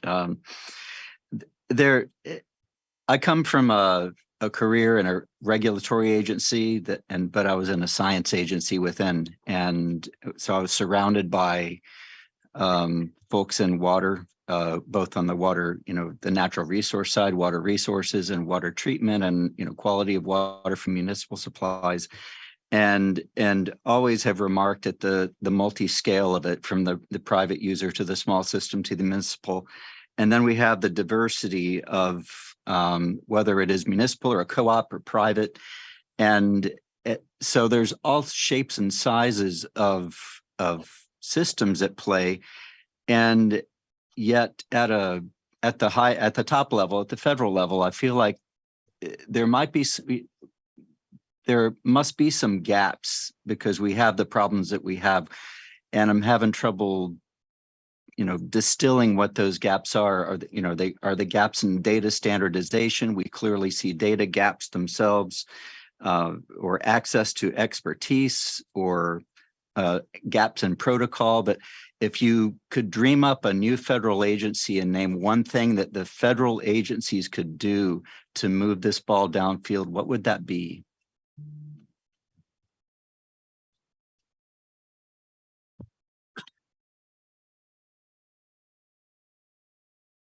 Well, I'll try to tackle that. The idea of imagining a whole federal agency is always kind of a fun exercise. And I apologize ahead of time, but the landscaping crew just showed up right outside my window, so you may be hearing a lawnmower any second. Look, I think what you'd want is some kind of an authority whose only job was to drive consolidation. We have tens of thousands of individual utilities out there. I mean, one of the data gaps is we don't really know how many utilities there are. That's kind of crazy that in America, we don't know how many water utilities we've got. We know we've got roughly 50,000 community water systems, but in some cases, one utility operates a dozen community water systems. So we don't actually even know what the real number is. So I'd start with that, but we know that the number is somewhere in the 40 to 50,000 range, that's the number of utilities we have in the United States. We know that that's an order of magnitude larger than the gas and electrical sectors combined. And we know that that's far too many separate little systems for all kinds of reasons. So federal agency empowered to drive consolidation with their state partners. Constitutionally, we have to do this through the states. Constitution does still matter at some level, so we can't nationalize the utility despite some despite some calls for that. So I'd say, we kind of already have that agency. It's called the EPA. And one of the real problems that we've got is that EPA has regulations that it does not enforce. Yeah, everybody. I'll just use the recent most high-profile case that we've all heard of in our minds, Jackson, Mississippi, had its first significant Safe Drinking Water Act violation in the early 1980s, and has had scores of violations over the years under Democratic and Republican administrations at state and federal levels. And there has never been any serious enforcement action there to drive the kind of regional consolidation that I think everybody recognizes is needed. So, EPA already has within its authority the capacity to drive the kinds of changes, again, in cooperation with its state partners like Darren. They need to work through the states, but those we don't need new statutes. What we need is a capacity to or a political will to enforce the ones we've got. I guess I fit in with Manny a little bit, but I find it difficult to imagine a federal government being able to reach into the states quite effectively. I think they really need to retool the funding they have, and really help direct that to be the incentivizer of it. Because that's really what needs to be there, as well as studies and work that you guys have all done to make that available to the state legislatures and others to really highlight the problem. US EPA has kind of lost their opportunity to do that and to really show what's needed in this sector as a water utility sector, and just showing what it could be would be super important.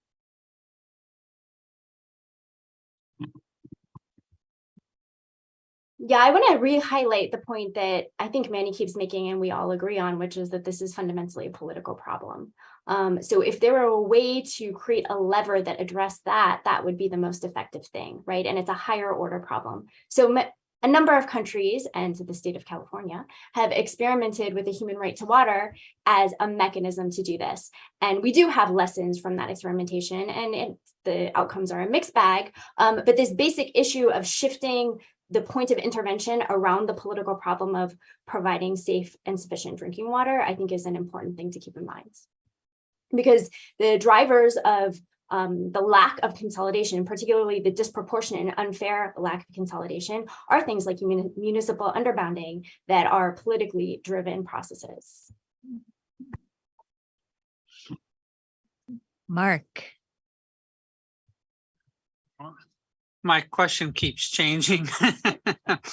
Well, the water, national academies, the role that we have as a scientific agency is to be able to focus, some policies, which we've touched on, and some focus of research. And so across the panel, my question would be, what kind of activity could be done to gather the information or policies or procedures that would be most beneficial? So to Darren, what legislative power that you have that other states don't have that allows you to do what you're doing in other states, say, gee, I wish I had that. To Manny, you pointed a couple states that are being effective. What kind of research could we have to shine a light on that would make it possible for more states to take that approach? And then finally, this was really precipitated. This whole topic was precipitated by the availability of this money from the federal government. and what kind of political changes need to be done to that monies. Actually, I was in a meeting a little while ago saying, well, the Buy American is a real disincentive for large multinational companies that generate a lot of the equipment used in the water industry to kind of, scramble to get exceptions. Can we have similar kind of political tools there that would drive this kind of consolidation? So maybe a little bit there for everyone to kind of chime in on what you would like to see. Yeah, I guess what I hear the most from my counterparts in the other states is their jealousy of our mandatory consolidation ability to impose an administrator to operate a system. Those are so fundamentally, just to make sure people understand, most states, and we were before modern times, only able to fine a system and say that they weren't meeting their water quality objectives, and that's it. The state governments didn't want to empower us to change the structure. We could only tell them they're not doing a good job and they should go do something different, but not exactly what that different was. So the fundamental shift we had is I can not only do that still, and that's obviously our first point of entry into a system that's in trouble, but at some point say enough's enough and it isn't working for me or you, and therefore either I'm going to impose an administrator that's going to operate your system at a different level, or we're going to mandatory consolidate you into, out of existence. And that really changes the dynamic approach to it. And it puts, I think, appropriately, the paramount question of the delivery of safe water is more important than the maintenance of the local political structure.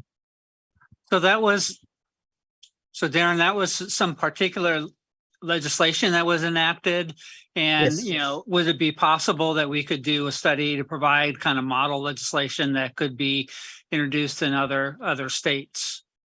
Yeah, certainly. I think that's definitely conceivable to study that. Other states have done probably some very similar things, and then try to encourage people why that's a good idea through the results output of a good scientific study. I can go quickly and say there's three things, and I'll be in sort of thinking about a better version of BIL first, which is great, but doesn't go far enough. First of all, you mentioned absolutely can't have things like Buy America in them. It's making states and utilities much less likely to even take the money.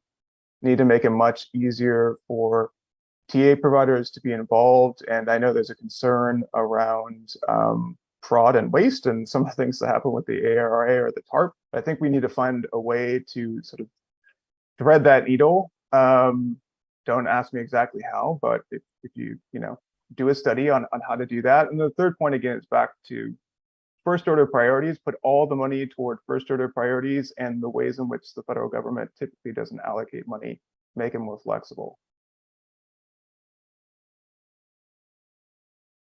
I'd like to pick up on a theme that comes out of both Darren and Greg's comments here in response. What we really need, I keep pounding this, is comparative analysis across large numbers of utilities.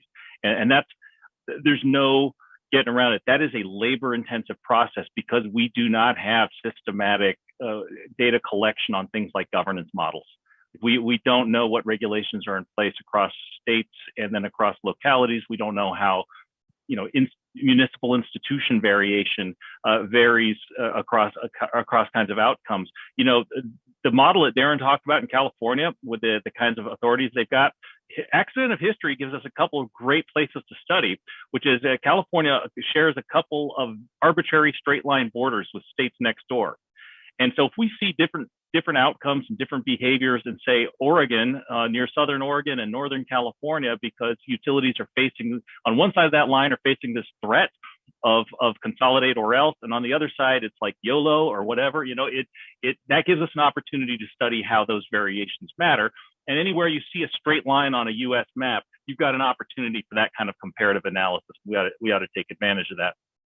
The thing I'll say, in addition to your question, Mark, about federal rules and federal legislation, is we need to be really careful about perverse incentives. We have programs that are funded, rural development programs that are funded through the USDA that are targeted at small, rural, under-resourced systems.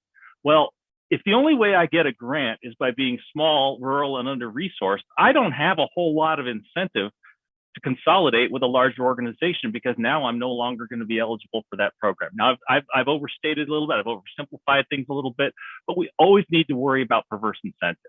You know, it's wonderful that we're paying attention to disadvantaged communities, but let's not create situations where it's now an advantage financially to be disadvantaged. Right? We need to be really careful with how we set up rules for distributing funding for that reason.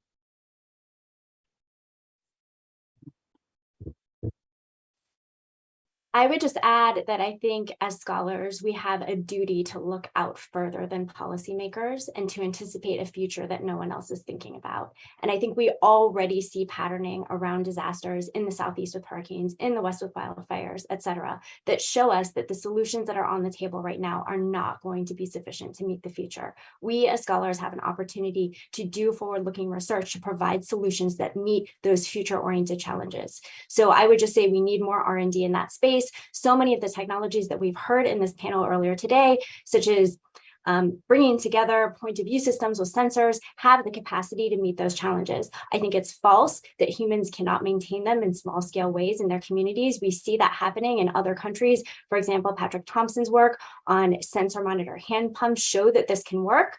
I would just say that here in the US, we face some particular challenges around our very high Gini coefficient for inequality and our very low social capital that give us some additional challenges with regard to galvanizing our community to solve these problems, but that doesn't mean it can't be done. It means we need to do more research to figure out how to do it. All right. And with 2.5 minutes, Nusha, bring us home. Yes, I'm going to take all of it. Okay, couple of things. Amber, I really appreciate what you said, because I very much agree with that. I don't necessarily think bigger is better. There's no guarantee if you consolidate all these people, you're going to solve the affordability issue and access issue and all of that. And just a great example of that is that affordability and access is also a problem in large utilities that are providing water to a big group of people or have very sophisticated systems. So to Darren's point, Darren, I have a question sort of extending from this. Deb said, do not make a speech, and I did. So do you guys, as you are encouraging people to consolidate, do you look at their asset management plan to make sure a semi-failing system doesn't eat up a failing system and then actually expand the problem to having a group of people all falling together at the same time? Because not many medium-sized utilities are that much better off than small ones. So, and to give you an example, in SFPUC, we don't know where our pipes are, and we are a major utility. I have to, like every board meeting, pound on the table and say, is there anybody who can digitize our plans? And I want to see where the pipes are and who does what where. So I can't imagine if we cannot do it in San Francisco, I would say probably many utilities cannot do it. So that's that. And then so I would love to hear that. Amber, long speech. Amber, you mentioned lowering the pressure is better potentially than shutoffs. I would say I'm not a water quality expert, but actually that's a huge water quality problem. When you lower the water pressure, actually imposes those people to other kind of water quality challenges. So so the question is that really the shutoffs and lowering pressure, partly these shutoffs and expensive bills are driven by not having meters that provide information real time about leaks. So then these things get add up and the bills grow and then the people cannot pay. So maybe the solution is not lowering the pressure, but actually metering a lot more people, then we can actually smart meters, not analog meters, then we can actually capture these leaks a bit faster and prevent these bills growing. So we're at time for this panel, but if it's okay with David, could we take 1.5 minutes, maybe? Yeah, Come but on, David. you owe us. Nusha owes us time later. We'll accept drinks at dinner in lieu of time. So let me turn it over to Darren and Amber to address Nusha. Yeah, I'll be real quick, and I really am happy that Nusha got to ask this panel a question. I was afraid we were going to be the only panel that didn't get a Nusha question, but you helped answer my question directly, Nusha, which is the city of San Francisco has problems with asset management. The smaller systems, it's not even a word they understand. The medium-sized ones probably know about it, but aren't doing it. So it really is a matter of degrees. I'm putting a really basket case system that if I even put them in a new well, I usually blow apart their distribution system with 1,000 leaks. That's the state. And I put them with one that, at least if they put a new well in, doesn't blow their system apart. So it's really relative to how we put them together. They're in a better situation they were before. And we do, in our rules, make a promise that the medium-sized system that's taking on this small system, we cover the costs associated with that. So it's not a burden on that system from a financial aspect standpoint. We bring in new water sources. We do fund an upgrade of that smaller system to hopefully put it in a better state than maybe even the system it's joining, so that they're not inheriting just a big problem. It's not just here you go, it's your problem now. It's yes, you will manage this in the future, and we will together fix this so that it's a better solution for both of you. Amber, last word. Yeah, if you've come for a defense of slowdowns, you've come to the wrong person. I would just reiterate that stopping shutdowns is a really important thing that we need to continue to push toward in the US. Well done. Thank you, everyone. That was phenomenal. The panel was excellent. Because we have already gone over time, I have nothing pithy to say, although I tried. Instead, I want to turn it over to David Sedlak to give us a synthesis or a recap of what we heard today and to kind of get us in good brain space for tomorrow. Thank you so much to our panel. Okay, thanks to both of you for great panels. Before the first break, I said that the first group had set a high bar for us because the magnitude of the problem and its likely severity in the future. And we had a technology session where we learned about a group of existing and emerging technologies that have great potential to make water systems more effective, less expensive, and more protective of public health. But we also learned that they weren't really being fully implemented to the potential we might need to address the three problems that motivated us to come here. But there were some very intriguing ideas. And then we had a session just now on institutions where certainly the question of consolidation loomed large, but there were other approaches that people had talked about that might allow for more efficient solutions to some of these problems. And as I thought about what I'd learned today, I wanted to return to what we said at the very beginning of the meeting, which was that we're not trying to think about a problem of the next 4 years, maybe even not of the next 10 or 20 years. So I was trying to imagine this as more of a here to there problem. So here we are in 2022. Let's imagine where we want to be in the year 2050. And what I got out of today's session is that there are two likely extremes. One is that we muddle along with the existing system and institutions and many of the technologies that we have. That doesn't mean that there are not institutional improvements and innovations. It doesn't mean that new technologies don't come along to address the issues that we face with respect to climate change, affordability, health, and the like.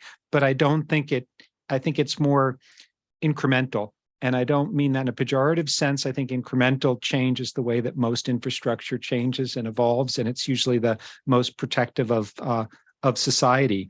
But then there's another extreme, which involves blowing up a system that doesn't function correctly because it's not up for the challenges it faces.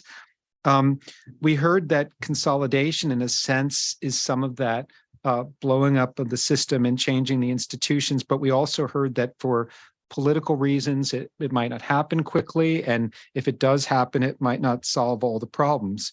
And so I think what I leave this meeting with is a sense that there is a need for the academies to focus on this latter case, because the former one has plenty of institutions, whether that's AWWA or Water Research Foundation or groups like that. But the question of what institutions manage water in the year 2050, especially for these smaller systems that face the bulk of the challenges, is an open one. And we don't fully understand the role of technologies, the role of governance, and the way in which they could be brought together. But the likelihood that problems are only going to get worse, and that the path that we're on, whether it's another tranche of money through a Build 2 Act or something like that, isn't really going to get us there. We're going to probably continue to fall behind. So I think we would be well served to do some thinking about how the Water Science and Technology Board could help initiate a discussion on that, because whether we like it or not, there are some water systems that are either going to be blown up or start to fail in more catastrophic ways, and we don't like the way that looks. So I know that that's a depressing note for ending, but I think that the optimism is that there are some brilliant minds that we heard from today, and others who weren't here today who may be able to help us with that. And with that, I want to thank you and let you know that the recording of this meeting will be posted in about 2 to 3 days, something like that, immediately. Brave new world. We have come a long way. Anyway, yeah, and we look forward to interacting with the audience again, maybe someday even in person. Have a good afternoon.